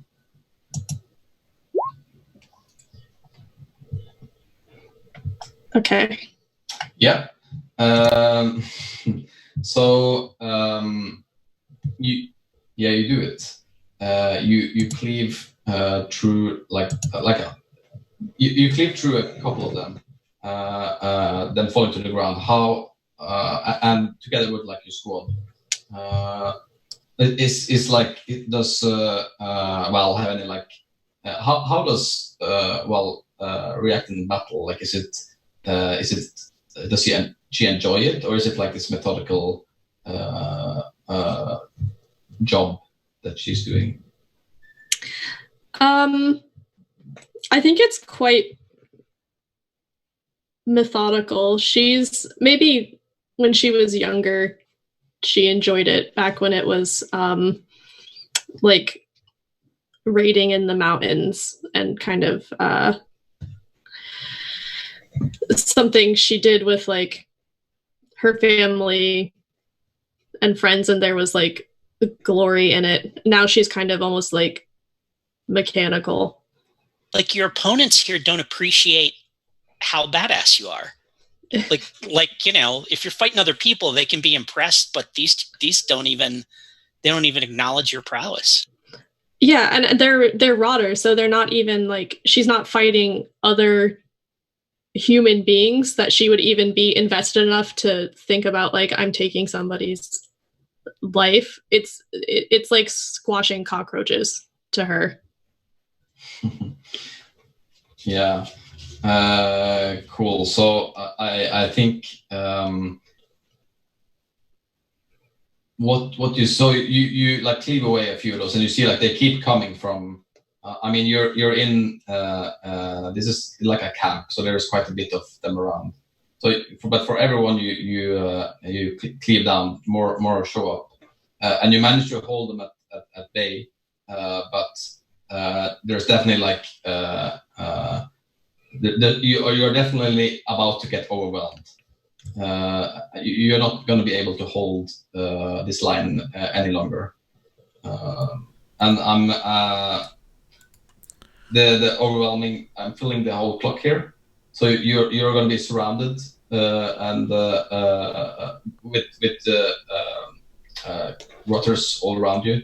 But there's a last chance here for our brave people in the back to get this stuff out and leave you a chance to escape. I was just about to say, that's happening. Like you're getting surrounded, but you can see like in the corner of your eye in the distance over there, there's like Emilio storming out, and like some some handsome rookie after Emilio is like pushing a cart, and we're like just booking it across the field to the side of the skirmish.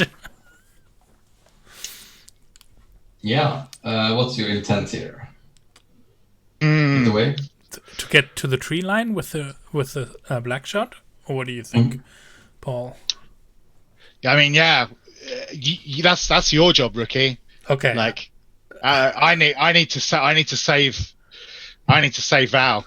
Cool. So we're splitting. Yeah, I'm running with like maneuvering, running with that whole load of stuff. And I've got one thing on my mind: get it into the tree line, and after like I don't like who knows. I don't know how this mission works. You run. That's my goal. Yeah. I think I was running like helping you pull the cart, and I'd be like, I need to save Val, and I'm going to reach in and grab one of these jars of the black shot and take it with me. Yeah, and I like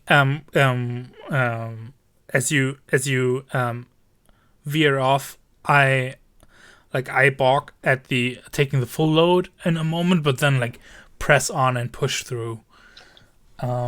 Yeah. So I wanna. Who? I probably should go first, or I don't know. What do you think? Because that's more straightforward one. Seems like it. Yeah. So yes, maneuver. It definitely sounds like I'm pushing myself here. Yeah, and I think it is. It's still I mean, you're hurrying with this cart, right? Yeah. You're running.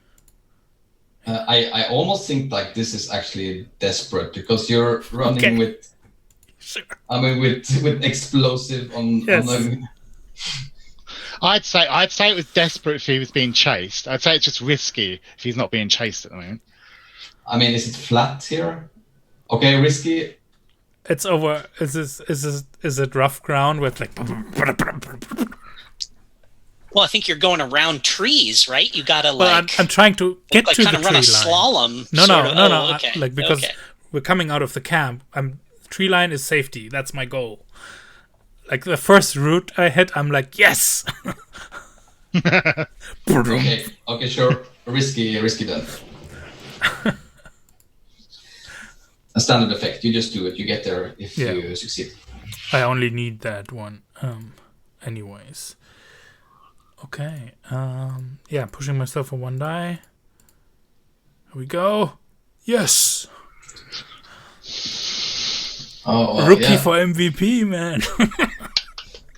Yeah, I imagine like this is the exact like same kind of theme that we saw earlier when you were like putting them on top of each other. You see like the camera like pan on you first, like you're running with this cart, and I see like one on the top starting to like because Emilia took one away, so there's like a gap now. So one starts like rattling about and it's like almost falling, and I'm like just catching it. But like without stopping, keep pushing on, heading for the tree line. Awesome. And if it weren't so horrible what's happening in the skirmish, it would even look funny to someone watching. Cool. I think we can have a little break here. Let's have a 10-minute break. Cool. Are we gonna come back and finish off this mission? Yeah. Jason? Yeah. Cool. Yeah. The last thing that will happen is just like you escaping from here, and then because I want to save Val and the cadre. Yeah. Cool. All right. Cool. So shall we?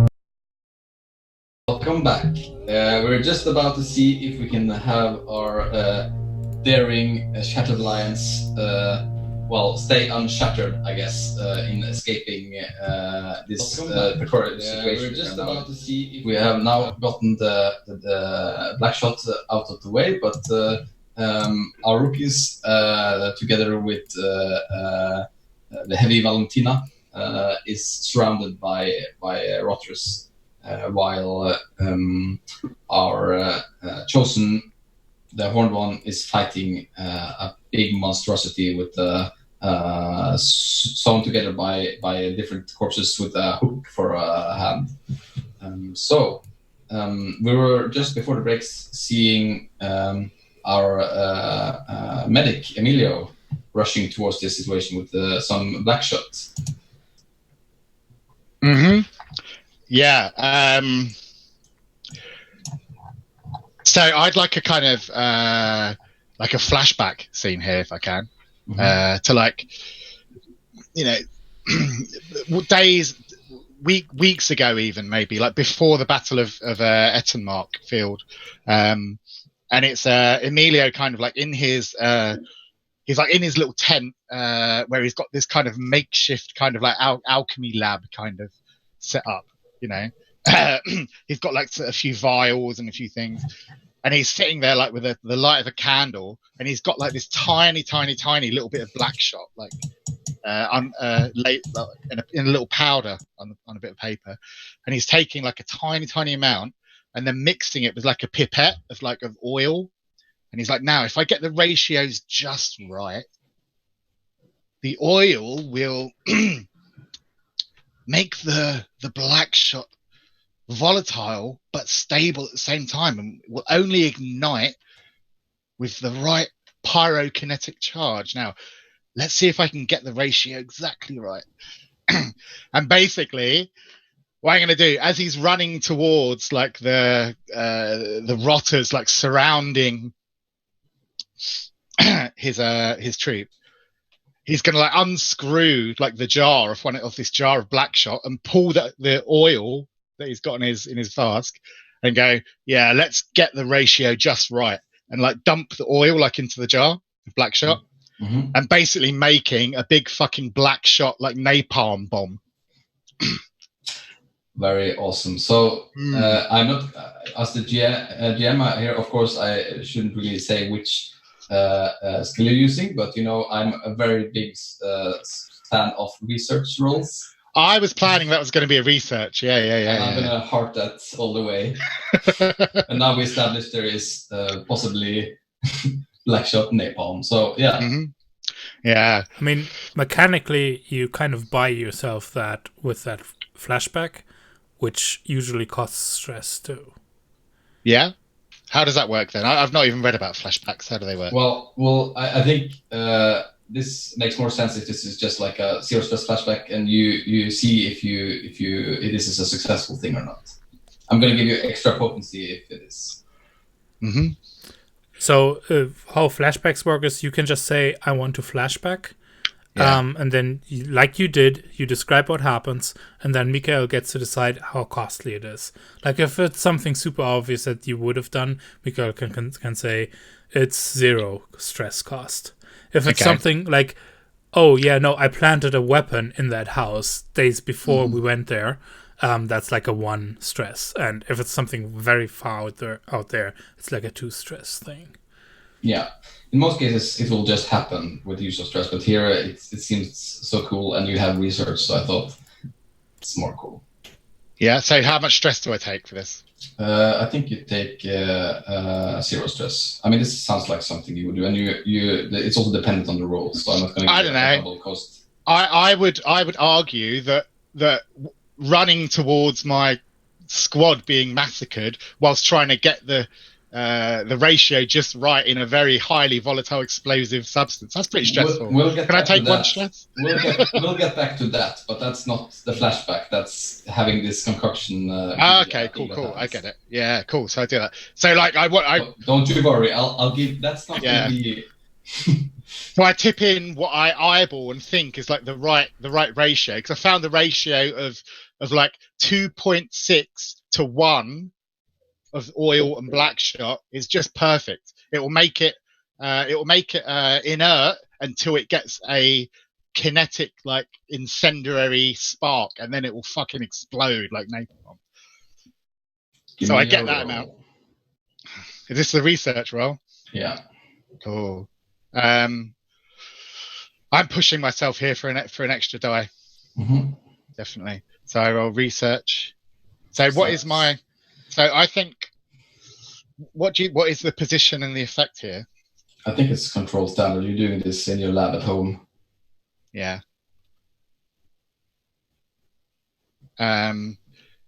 Cool.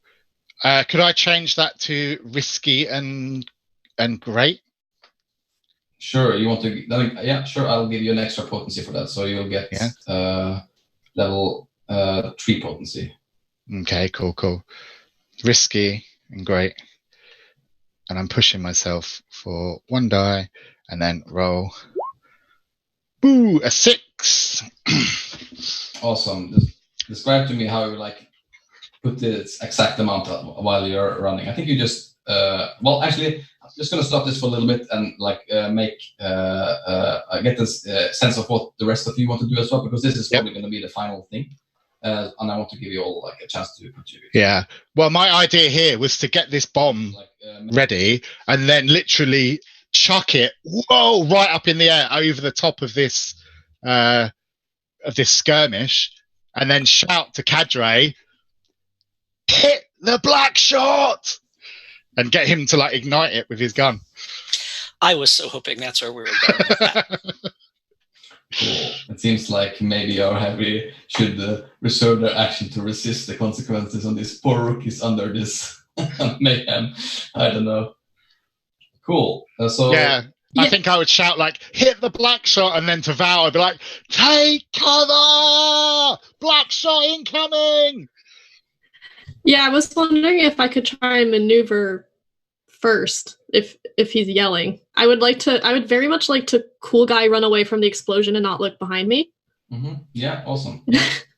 You're getting your rookies out here too? Yes. Awesome. No, I'm tired of that. Yeah. So you're like trying to. No, it's a group. How are you looking? How does this look? Are you like smashing people away with your shield, or is it just like going in between them? Well, I mean, how big's your shield? Could you fit like 5 rookies and yourself underneath your shield? I don't know about 5, but yeah, it's bigger than I am because it's a tower shield. So I think she's just got it in front of her and is gonna try and just move like a train, like just through the remaining undead, probably toward the direction that the cart is going. Yeah, on the other side. Imagine walking around with your front door to your house strapped to your arm. That's kind of what's going on with that, except made out of steel. So yeah. Cool. I think this is desperate. You are the consequences of what could go wrong here is just there is a lot.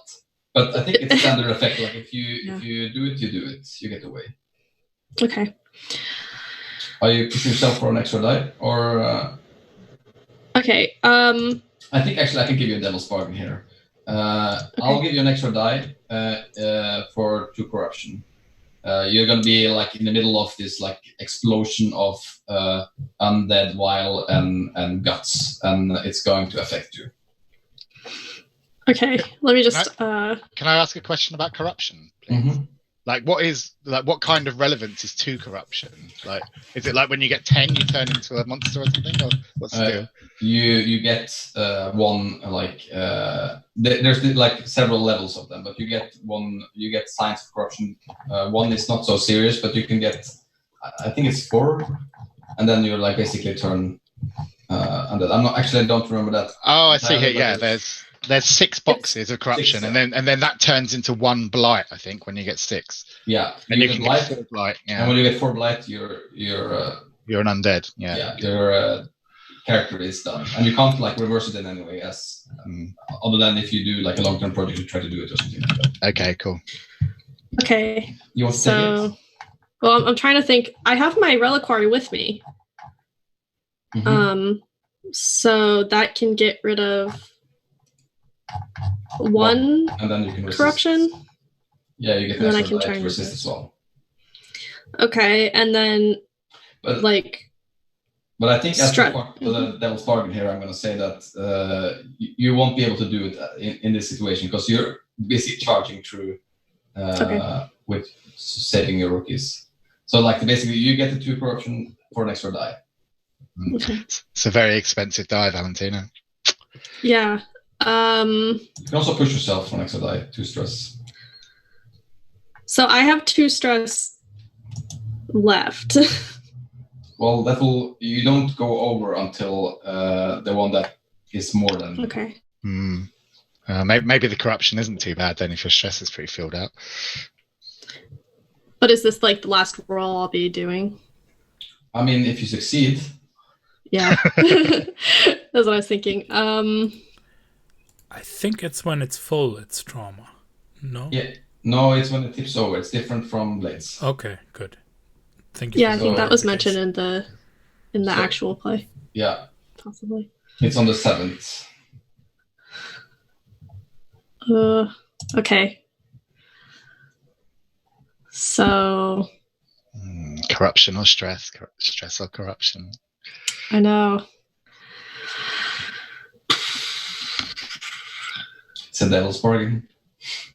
I know. So I'll have 2. I mean, you can also. I probably do want. Yeah, go ahead. You can also just straight up roll. I mean, you don't have to take any of them if you feel like. Yeah. I'm just so afraid since I had like 5 die that one time. Yeah. And still didn't do great. I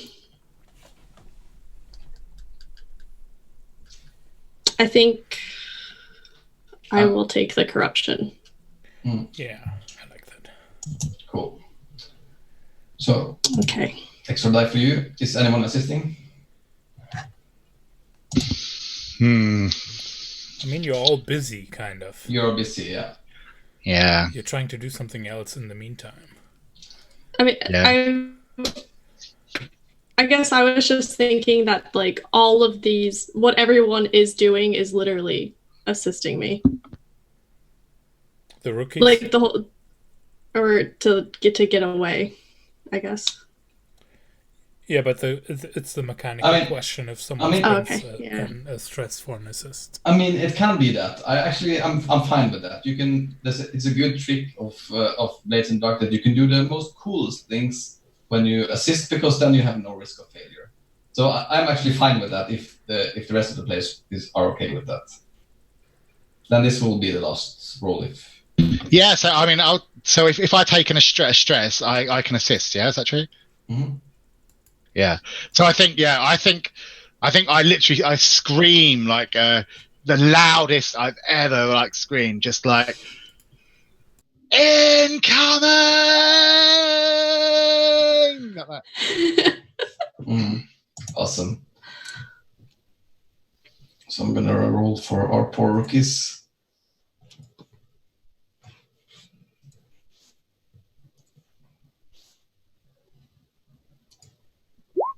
That's a 1, so you take a stress for them. Okay. Are you rolling as well there? Yeah, I was just waiting for the rookies. So it's a maneuver? Sounds like that to me. Yep. Desperate. And you get 1 extra. Standard effect. Okay. Yeah, 2 extra. And then 1 for the Devil's Bargain and 1 for the... So, 1 for the Devil's Bargain, 1 from the assist, and then 1 because I'm brash and bold. Yep. Yes, so many dice. Okay. I did it. There we Okay, go. but I think I want you to collectively describe what actually happens here. We have the big black shot napalm going up in the air, the sniper shooting at it, and then you running away. Let's start with the running away part.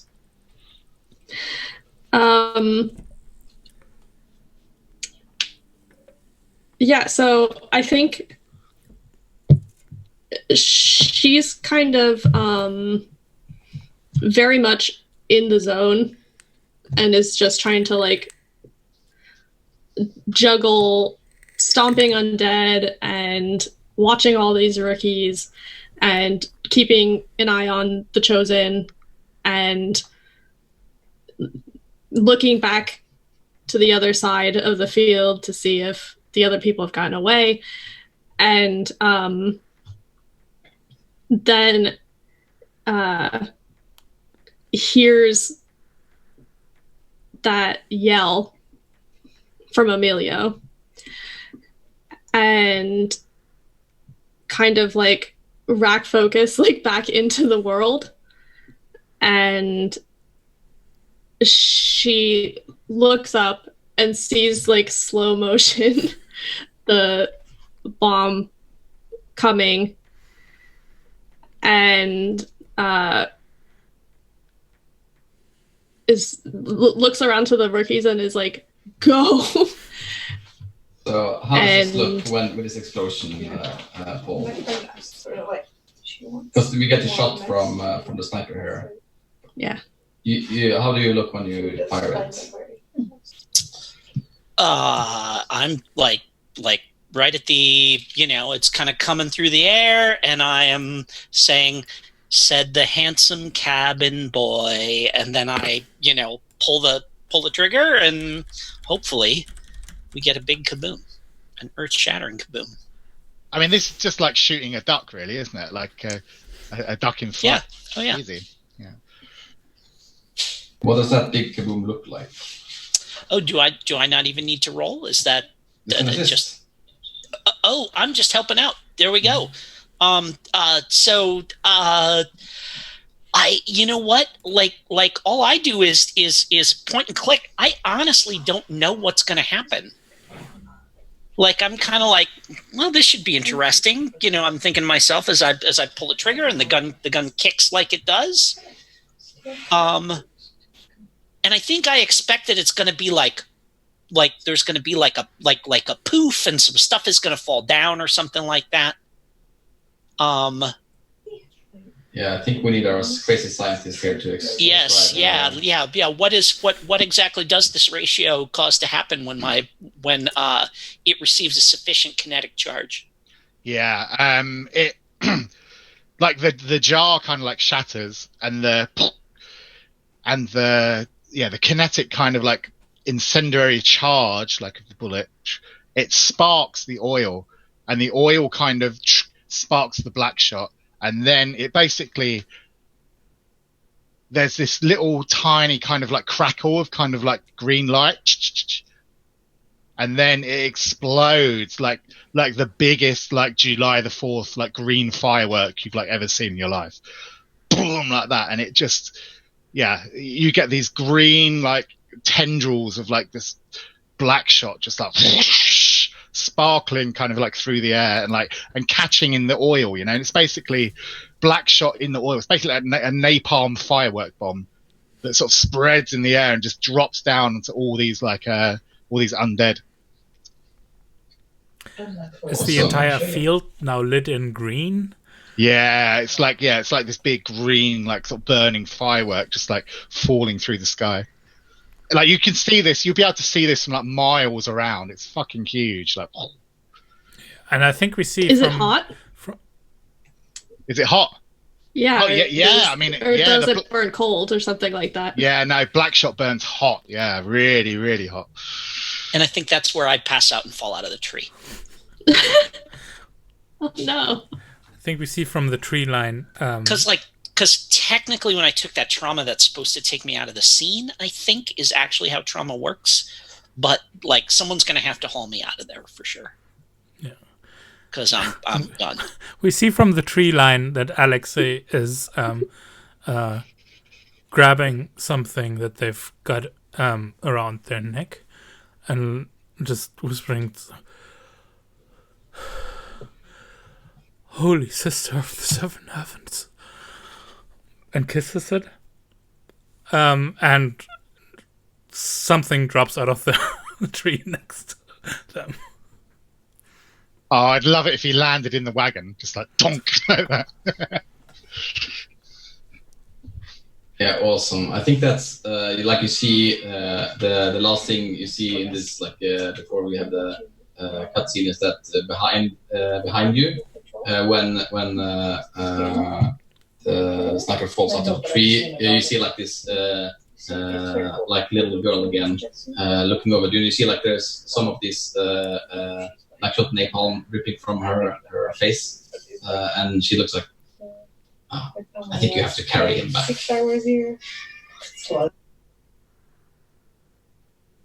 And then we cut to like the end credits of this action episode. Cool. So that was the mission. You succeeded. So now we'll start the campaign. Well done, phase. team. Yeah, well done. Nobody died or anything. Nobody died. Yay. Thanks to you, Val. I'm only slightly mutated. Yeah. The Shattered Lions owe you their lives, definitely. So now we have some bookkeeping to do. So you can find your officer sheets. I'll start with the commander here. So, what's the order of this? Because there's also at the end of each mission, mark XP. Yeah, I'm gonna go with this first because just to... Yeah. So, commander, do you have your sheet? Are you ready? Yes, I got it right in front of me here. Yeah. So if if the mission is successful as it was, the extra shot supplies will arrow the Legion more to easily defend the base camp. Pressure starts at 0. Oh, hold on. Can I interrupt there for a second? Are we moving into the campaign phase now? Yeah. Because we're meant to do the bookkeeping. We do bookkeeping, then we do back at camp, then we do campaign phase. Yeah, okay. But good job watching me here. I hear you. But yes, cool. And then we'll go ahead afterwards with your senior. An initial time. So the Legion made good time escaping the undead army, but undead never rests and continue to march even while the Legion sleeps. Start with 3 ticks on the time clock. So this is the summer ends time clock. Yes. Got it. Three ticks. There we go. Mm-hmm. And I just discovered this is different from the other ones actually. So the Horn one has scouted for the Legion, returning with enemy troop locations and terrain information. Start with 1 intel. Nice. Yeah. So this is actually special for the Horn one. Okay. So Marshall. Yeah, I'm supposed to ask you something. Yeah. The book says. I need to ask you how the first mission affected the Legion morale. Yes. So if successful, the troops will know they will have the weapons they need to make their retreat. So you start at 9 morale minus 1 per death that occurred on the mission, which was none, I guess. So you all resisted with this excellent... everyone was saved by the Tower Shield of Val. Or the axe. So you start then with 9. Awesome. So, Quartermaster. The initial supply. So most Legion supplies were left behind. You start with 2 supply. Okay. And if you successfully reclaim several essential crates of Blackshot, you can mark 1 additional box. So you got another box of Blackshot. Okay. And then... Yeah. Sorry, is that just... Did we figure out before the 5 additional boxes? Yeah. Do I pick those? Okay. Yeah, you do. All right. And then, Lorekeeper, you have an initial setup to perform. Before the camp scene, you have another story as well. I think it's the Battle of the story of Battle of Edenmark Fields, if I remember correctly. Oh yes, that's correct, isn't it? Yeah, that's right. So give me a second. Okay. So my initial setup is describe the Lorekeeper. Mm-hmm. So the Lorekeeper is he is a Panyar He is an older man. Nobody quite knows how old exactly he is. But the Panyar, they live in the forest, and the forest affects them kind of physically. And he has kind of grown the features of, like, he's grown a big white beard that's like made out of downy white owl feathers. So he's got his whole face like kind of covered in this big beard of like owl feathers. And he is wise, he is warm, he is clever, he is soft, and he's maimed. He's missing his right hand. Then he always keeps his right hand tucked inside his jacket. He wears like a really opulent kind of dark grey sort of crushed velvet kind of robe that he wears under. Remember Ettenmark, like the Battle of Ettenmark. Tell us the tale of the battle where the Legion's offence was shattered. So the Battle of Ettenmark, it happened very recently. It was just days ago, and we've been running on the retreat. We've been fleeing on the retreat ever since. The mistake that the Legion made, we made a mistake that the Legion has never made in all of its history, in the whole annals. We were overconfident and we underestimated our enemy. We underestimated the Cinder King.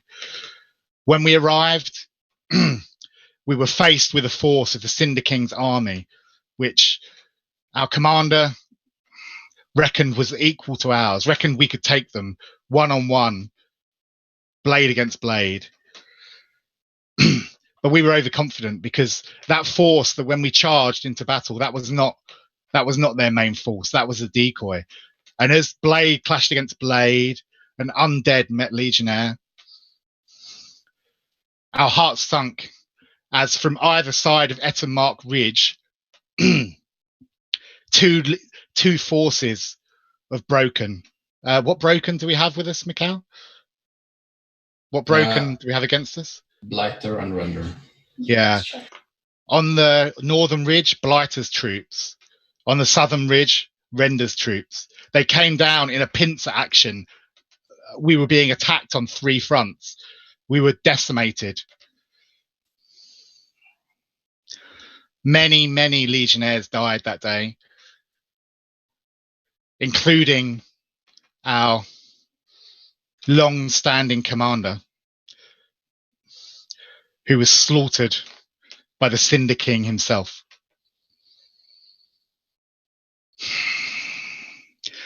We were saved by the quick thinking of our current commander. What's her name? Dame the All Right? Zaya Danayeva. The quick thinking of... Sorry, Danayevna. The quick thinking of Danayeva.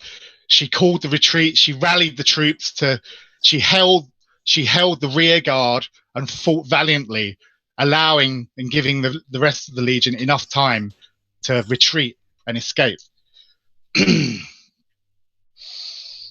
We learned that day to never, ever underestimate our enemy, to never be filled with pride and overconfidence.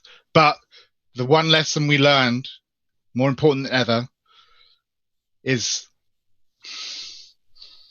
the Legion will survive as long as the Legion stands shoulder to shoulder and never surrenders.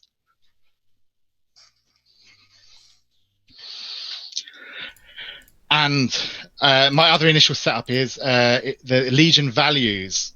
Cross out one option from the 3 morale categories for back at camp lists. Tell everyone how the lessons learned at Ettenmark have shaped the Legion's current values. So there's basically like 3. There's high morale scenes, medium morale scenes, and low morale scenes. And there's like a list of kind of scenes you can choose from. I've crossed out, so these won't happen in our game. Supply crates go missing. No one admits to knowing why. I've crossed out a fight breaks out over one legionnaire stealing from another, and I've crossed out a bunch of Legion medical supplies are missing. The wounded cry. So the values here are, the Legion. We are only as strong as our weakest man, basically. So, we will only survive through teamwork and relying upon each other. So, we will not steal from each other. We will not betray each other. You can count on your fellow Legionnaire next to you. There we go. That's my initial setup. That was awesome. Cool. Is everyone okay with that? With like the idea that, especially the fact that our long-standing commander was like killed in the battle. So our current commander is like new to the job. Basically, are you okay with that? Yeah, I kind of set it up that way, presuming that it was something like that. So for sure. Excellent. Yeah, I love that. Yeah. Thank you for that, Jim, because I saw that in your bio and was like, because I think you said you're commander by default or something. She is the youngest commander in many generations of the Legion. She's the youngest by default. Like, she was the one that was left alive at the end of the battle, and so she's the commander now, kind of, I guess, by acclamation or by agreement of the the other principles of the Legion. Well, apparently by getting us the fuck out of that. Yeah. Death yeah, field. by acclamation. Yeah. Like I said, yeah. Yeah. I just wanted to mention quickly, I do like the missions that you crossed out. People on Twitch won't know this, but in our session 0, Jim specifically mentioned when we were talking about what chosen to pick, not picking the psychological horror option, because we didn't want to have to worry about like turning against each other and things like that.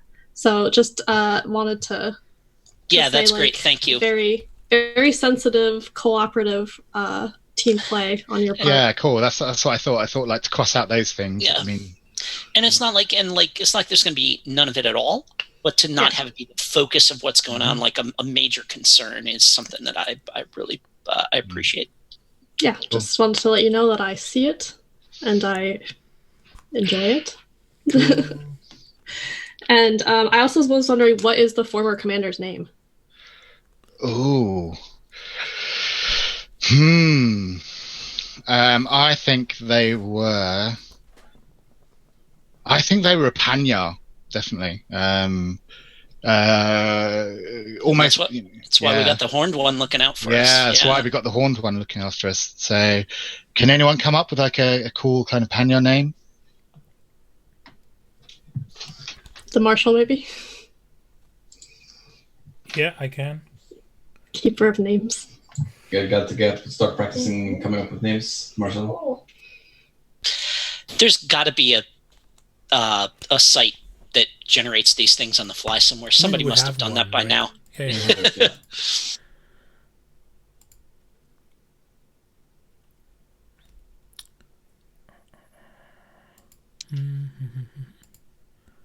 Yeah, Strash, instant message us if you're watching this. No, I'm just like here picking one.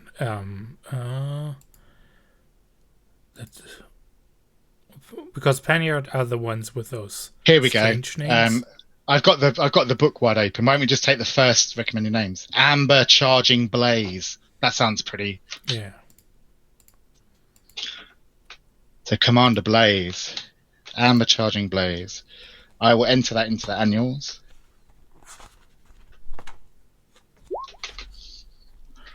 Awesome. It's very cool.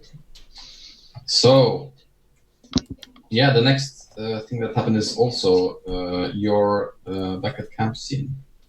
Do I do my campaign actions first, or? Also XP. Oh yeah, XP.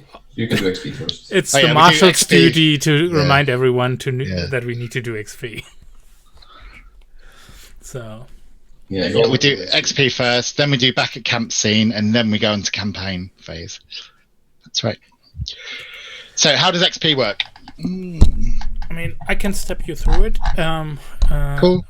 With the example of Alexei. So every time you roll a desperate action, mark XP in that action's attribute. So Oh, cool. Yep, I did you should that. have done that while Yep. while you actually roll. So if you had any desperate actions, you can scroll up in the chat. Like Val, your last one was a desperate action, so you get an XP in the respective attribute. Oh, I see. There's a little clock actually, isn't there, on the Yep. on the So stats thing? You can tick that and it fills it in. Yeah. Yeah, next to Insight, Prowess, and Resolve. So if you like roll a desperate martial action, you get 1 tick in Resolve, as an example.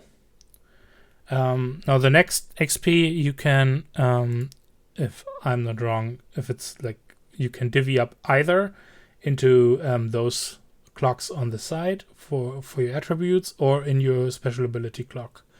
That's Right. the center thing. So for Alexei, at the end of each mission, mark 1 XP if you survived the mission. Yep. So that's 1. If you helped your squad by staying out of the way or surviving despite the odds. I think Alexei did that, right? I stayed out of trouble. And for the rest of you, that's your playbook specific XP trigger. Exactly. So I'm going through mine that I have, and if you brought into play your heritage or trauma, 2 XP if you did both. I actually did bring my heritage into play. One that they're farmer, or have been a farmer before this, and I also brought up the reliquary that they carry around with them. But I didn't have any trauma, so this is only 1 XP total. And then it says per highest threat of opponent faced. It's 3. Did I face an opponent, or is that in general for the whole mission? Yeah, you all get 3 XP for that. Okay. So I get a total of 6. And I'm going to put them all into the special ability. Does that mean you get promoted? Not yet. So Okay. I'm at 1, 2, 3, 4, 5, 6, 2 more XP, and then I can like get them out of rookie status. Cool. Did the rest of you also get your XP down? Cool. Yeah. So I survived the mission, which is 1. If you helped your squad through medical knowledge or emotional comfort. Now, it's not quite medical knowledge, but it's basically the medical alchemy.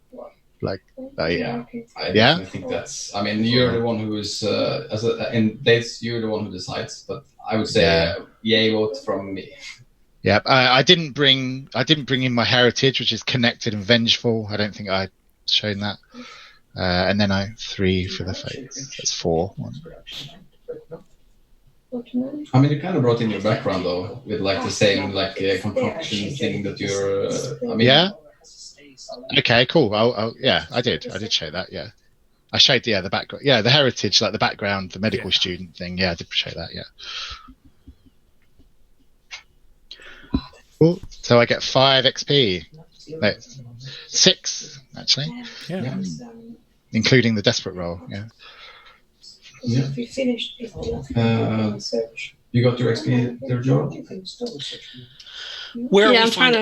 trying to math it out. It's on your character sheet, if that's what you're asking. So it's actually really cool to use this as a reflection of what happened, and how your character acted. So it's cool to actually go through them and tell us A, what your triggers are for XP, and B, see how they reflect. Okay, so for me, every time I roll a desperate action, I mark XP in that action's attribute. I made 2 desperate rolls, so I've got 2 there. And then I survived the mission. I get another if I helped my squad through might or fortitude, which I think I did. I get another if I brought my heritage or trauma into play. I think my boldness trait came up pretty often with those desperate rolls. And just in general, like running into the fray, especially like we knew there would be like an infamous out there and stuff like that. I think she was pretty bold. And then the per highest threat of opponent faced, which I think was 2? 3. Cool. So 6 total. The red hook was 3. Okay, so then I have 8. Well, 6. 2 you mark during play on the side when you do the rolls. Okay. And 6 you can divvy up either into any of the ones that you want. You can put it in towards your special ability, or you can put it into an attribute. Okay. Gotcha. Yep, that's me. Thanks. I did not roll any desperate actions, which is just like how the cadre likes it. But at the end of each mission, I mark 1 XP if I survived the mission, which I did. If I helped my squad through keen observation or key shots, which I feel like I did. If you brought into play your heritage or trauma, I just picked up my trauma, so we'll see how that works out in the future. But I feel like we talked all about my heritage, my fancy rifle, and my this just like shooting ducks, and my little song that I sing to keep time and stuff like that. So I feel like I brought some of that in. Per highest threat of opponent, that's 3. So that's 7, right? Survive the mission, help the squad, heritage +3, total of 6. What, you brought your heritage in and your trauma, so you get to mark 2. No. Sorry, I just picked up the trauma, so we'll see next time how that works in. I assume you don't get an XP just for picking up a trauma, but you have to actually role play it. So yeah. But yeah, 6 on my way to another special ability. So there we go. Cool. Then that was all the XP. We have done all the bookkeeping, and then it's the back at camp. Okay, cool. So I'll read out the back at camp thing. Life at camp is vibrant, messy, and subject to the tremendous pressure of the undead closing in. After the squad finishes the mission, the lawkeeper sets a back at camp scene. These scenes depict life in the Legion and continue the story after the end of the mission. The scene you choose must be chosen from the list based on the current morale of the Legion. So, Marshall, what's our current morale? It's at 9. 9. Okay, cool. So that basically means we have high morale. So select a scene. So I'm going to choose from the high morale. A young soldier is detonating munitions, egged on by the others.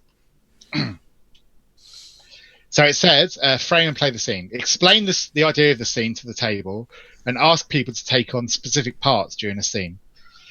You can ask who wants to play a particular character or ask a player if they can play the character that embodies their role. The GM can play the chosen in the scene if they need to be present. Scenes should be short and direct, no more than 5 or 10 minutes as the table desires.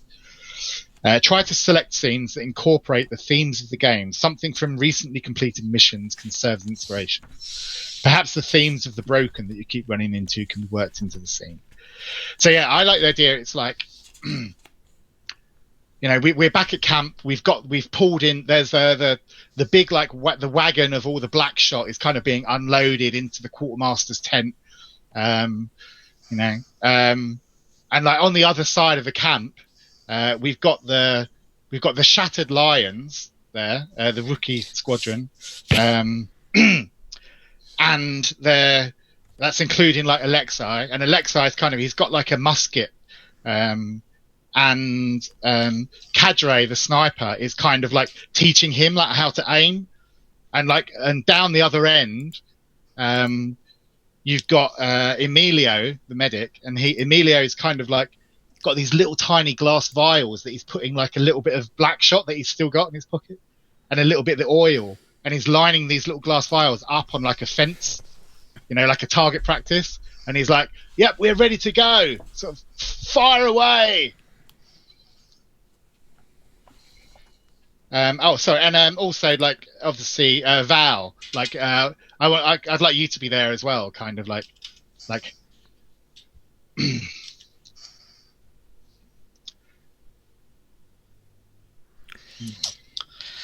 Who's playing Alexei?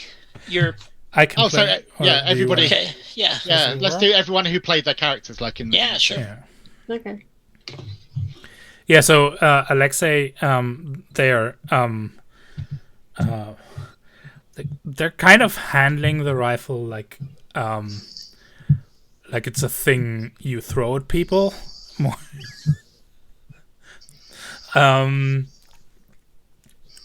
So it's so they're taking in, like, kind of holding it. So what? Okay. Dear boy, please. All right. They turn with their rifle like still leveled. And like I immediately just kind of tap it up into like the end of it. I just sort of tap it up into the air. I say, The first thing that you must do is presume that this is deadly at all times. That at any time, No, they're holding it like a snake.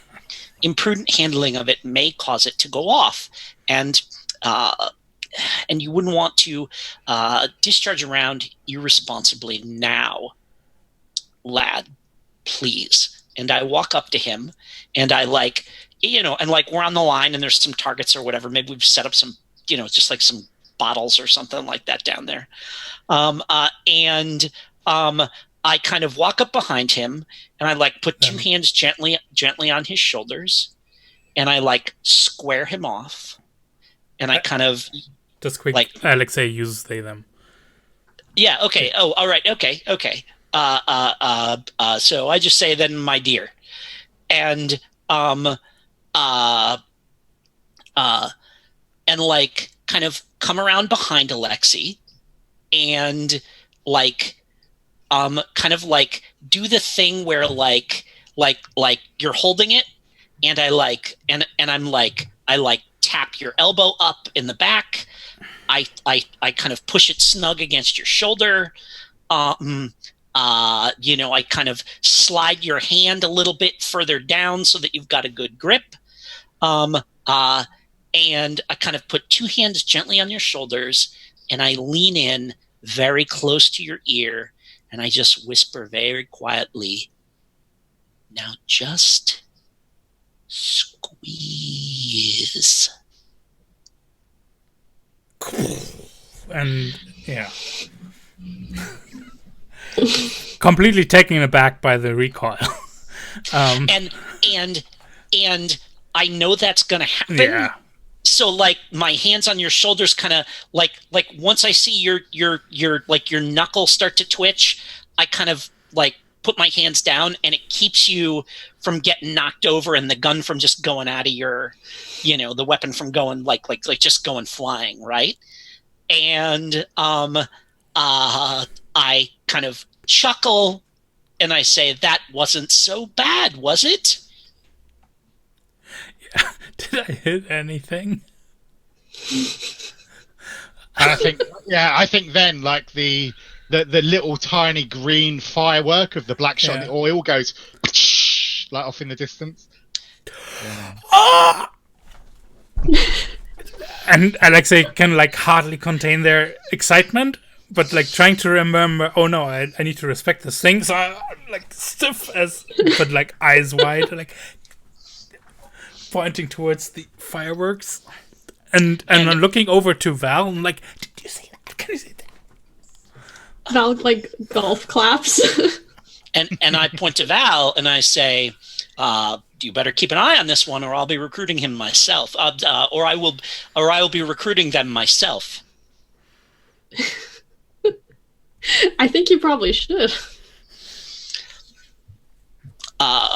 So, what do you say, Alexei? Do you enjoy crawling around in the mud, running away from rotters as their filthy claws reach towards your face, or would you prefer to languish in a hunting blind at the top of a tree. I usually bring a flask along. You did fall in the mud. I did, but there was someone there to pick me up and carry me home. He's right about the rest of it, but be prepared for mud anywhere. And walking up from like placing the targets like on the fence, like and dusting off my hand. Like Emilio walks in and goes, and that, young lions, is the lesson we have learned today, that no matter what happens out there in the battle, in the field, there will always be a legionnaire there to pick you up when you fall in the dirt and drag you home. Because we are legionnaires and we are family. And I kind of like put up my fist, like, to the Legion. I hold my flask up to the Legion. Awesome. Wonderful. And that's cool. I think we can cut the scene there. Yeah, it sounds like a perfect time for that. Okay, so that is the mission phase. Now we go into the campaign phase. So the first thing that happens is that the commander, you actually have put time and pressure already. So, yes, because that was part of we did that as part of that first mission. Yeah. So then the quartermaster, you can take campaign actions. So you have some instructions for that. Just let me know if you have any questions, and I'll. So can I ask a question before we jump into the campaign actions, which is that my sniper actually has something that affects campaign actions. So the cadre is a noble, which means and it says boost 1 campaign action for you. So I don't know whether that affects. I'm not entirely clear yet mechanically what that might affect, but I just want to put that out there to keep in mind as he's got some kind of a boost to campaign actions. It is described in the sheet of the quartermaster. But you just do your quartermaster thing, Joel, and I'll help you. Okay. So I'm just looking. Rest and recuperation is just for harm, right? I can't do anything about that trauma. Nope. Okay. And Marshall, we're at high morale? Yeah, we're at 9 morale. Like, there's only one tick more to get. Okay. So I have 2, I believe. Yeah. For being high morale. Yep. Mm-hmm. Okay. So, personally speaking, I think declaring the troops at liberty to celebrate our success would be good, which would help clear our stress. It sounded like everybody took kind of a lot of stress. Yeah, I think I've got about 6 stress or something. Yeah. Yeah. So I can. Yeah. If you see under there's the boosted one. So that's what you can use the noble action for. Get extra effects from those. Okay. And then so I think that's probably the better one to boost. And then for the second, I was thinking acquire assets to try and get some supply carts. So what happens with the boosted liberty? With the boosted liberty, legionnaires clear all stress and we increase legion morale by 4. So we're already up to the maximum by 10 then. Yeah, I just wanted to get that stress gone though. Okay, nice. Yeah, and the asset rating of this place is 0, so it's not the best, but okay. But you can you do for the cards, so you roll a fortune roll with 0 dice. Okay. Because you're in the middle of the battle zone, there's not really a lot of. Yes, you No, hear that the makes all sense. stress. I'm just trying to, I don't know what else would even be like effective because recruit, we didn't lose, we're at like full rookies. I mean, long-term project So I don't is need- also like your possibility to make up crazy things that you can make if you want to. Like if you wanted to make a, I mean, the example in the last game I played was like I want to make a steam tank. If you have any crazy ideas like that, that's the venue for realizing them. If we wanted to, you know, mass produce that thing that helped us today and Ooh, like that'd make be a some good hand idea. grenades. Yeah, making black shot grenades. That would be a good one. Yeah. Yeah. That would be. No, that like, sounds good.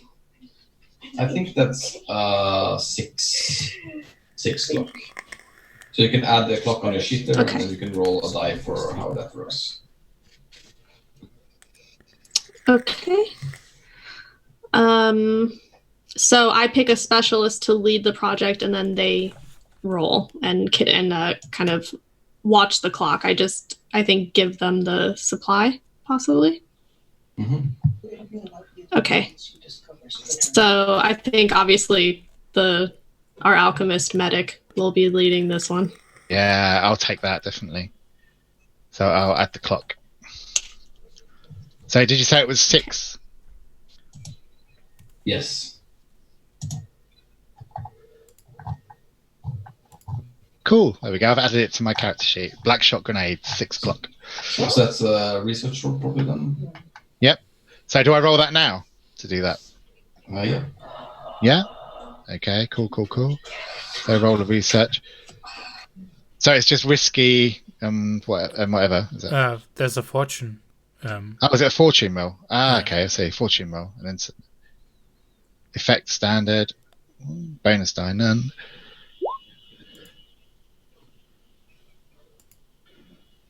Hey, I rolled a 6 and a 3. What does that mean? That's good. 3 ticks. Well, 3 ticks. What's that? Well, actually, I think because that was with the acquire asset, it's not the same with the long-term project. I think this is a research. Yeah. So it says they roll the appropriate action. Yeah. So Yep. you have 2, so that's a 6. Yeah, it's a 6. So how many ticks is a 6? 3. 3 ticks. Cool. So we're halfway there to having black shot grenades. Awesome. Cool. And then, so that's the campaign actions. Yeah, I think like during the night, everyone's kept awake by these sort of muffled like bangs going off from like Emilio's tent. Poof, bang, poof. Yeah. Quartermaster Isaac pulls his pillow over his head and is like, I regret everything.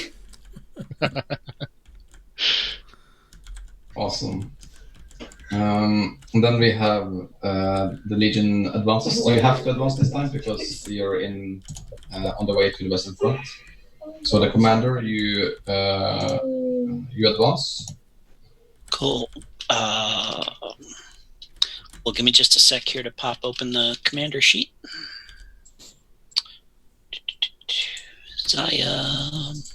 All right. So when you advance, roll pressure minus horses spent and add time below. Then reset pressure to 0. Add pressure when time passes or when there is a pressure penalty for a failed mission. So our pressure's at 0. We don't have to spend any horses. Roll pressure and add time. Does that mean that I'm rolling 3 dice because our time's at 3? Or does... No. It is you add 1 time to the clock. And you can just click the pressure button and it will roll for you. Oh, sorry. So the comma and add time is a separate clause there from the thing that it's telling me to roll. Got it. Okay, cool. So that goes up to 4 ticks on the summer ends clock. And pressure set to 0, right? Well, actually, you roll the pressure to determine how much time you add. So if you look at your commander sheet, there is if you click the pressure, then it will roll it for you. There we go. All right, cool. And that's a 1, so you add 1, so you added the right amount. Because if you see there under pressure, it says when you advance, roll. Yeah. Yeah, 0 dice. We take the lowest result. So we take the 1, add time according to the result. 1 to 3 1. There we go. All right, cool, excellent. And advance and roll pressure, and when missions have a time penalty. And then I think I'm going to move our little. I can't move our little Legionnaire. You can't. Well, no. Well, I'm going to fix it so that next time you can. Okay. I was all excited that I got to move us to the Western Front, because the Western Front is where we're going to be for next time, right? Yeah. Yep. That is true. So, it's not. Layer. I might actually map layer. Oh, well, I don't know. Okay, I'll fix it next time. But anyway, no worries. The last thing that we have to do before we end is that you can choose which mission type to focus on from those that are available in Legion's current location. Sorry, can I interrupt there? Yeah. Did the quartermaster do something to lower our stress? I missed that. Yes. Yeah, Okay, everybody's at liberty. So what does that mean? You remove all stress. Remove 1 stress. All All clear, stress. stress entirely. Oh, cool. for everyone. Excellent. Oh, thanks Because it for was that. boosted. Yeah, cool. Yeah, it can only go downhill from here. That's what I'm feeling. Yeah.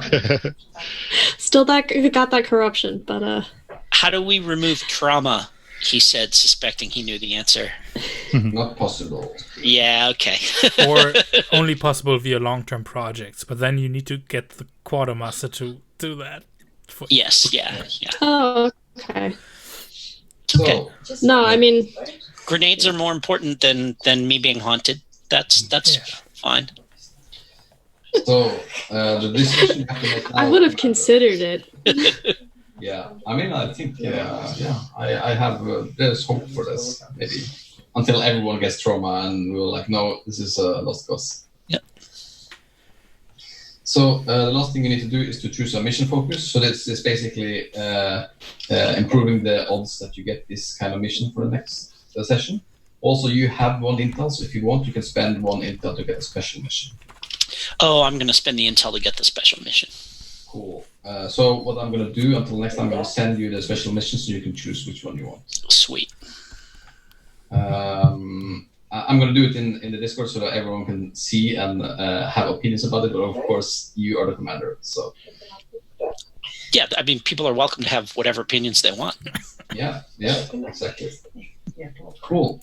So that is like the end of the things we need to do. So as we are at time now, I think this would be like a good place to stop. But I also want to maybe start next time with having a free play scene for starting with like the travels from the battle to the Western Front.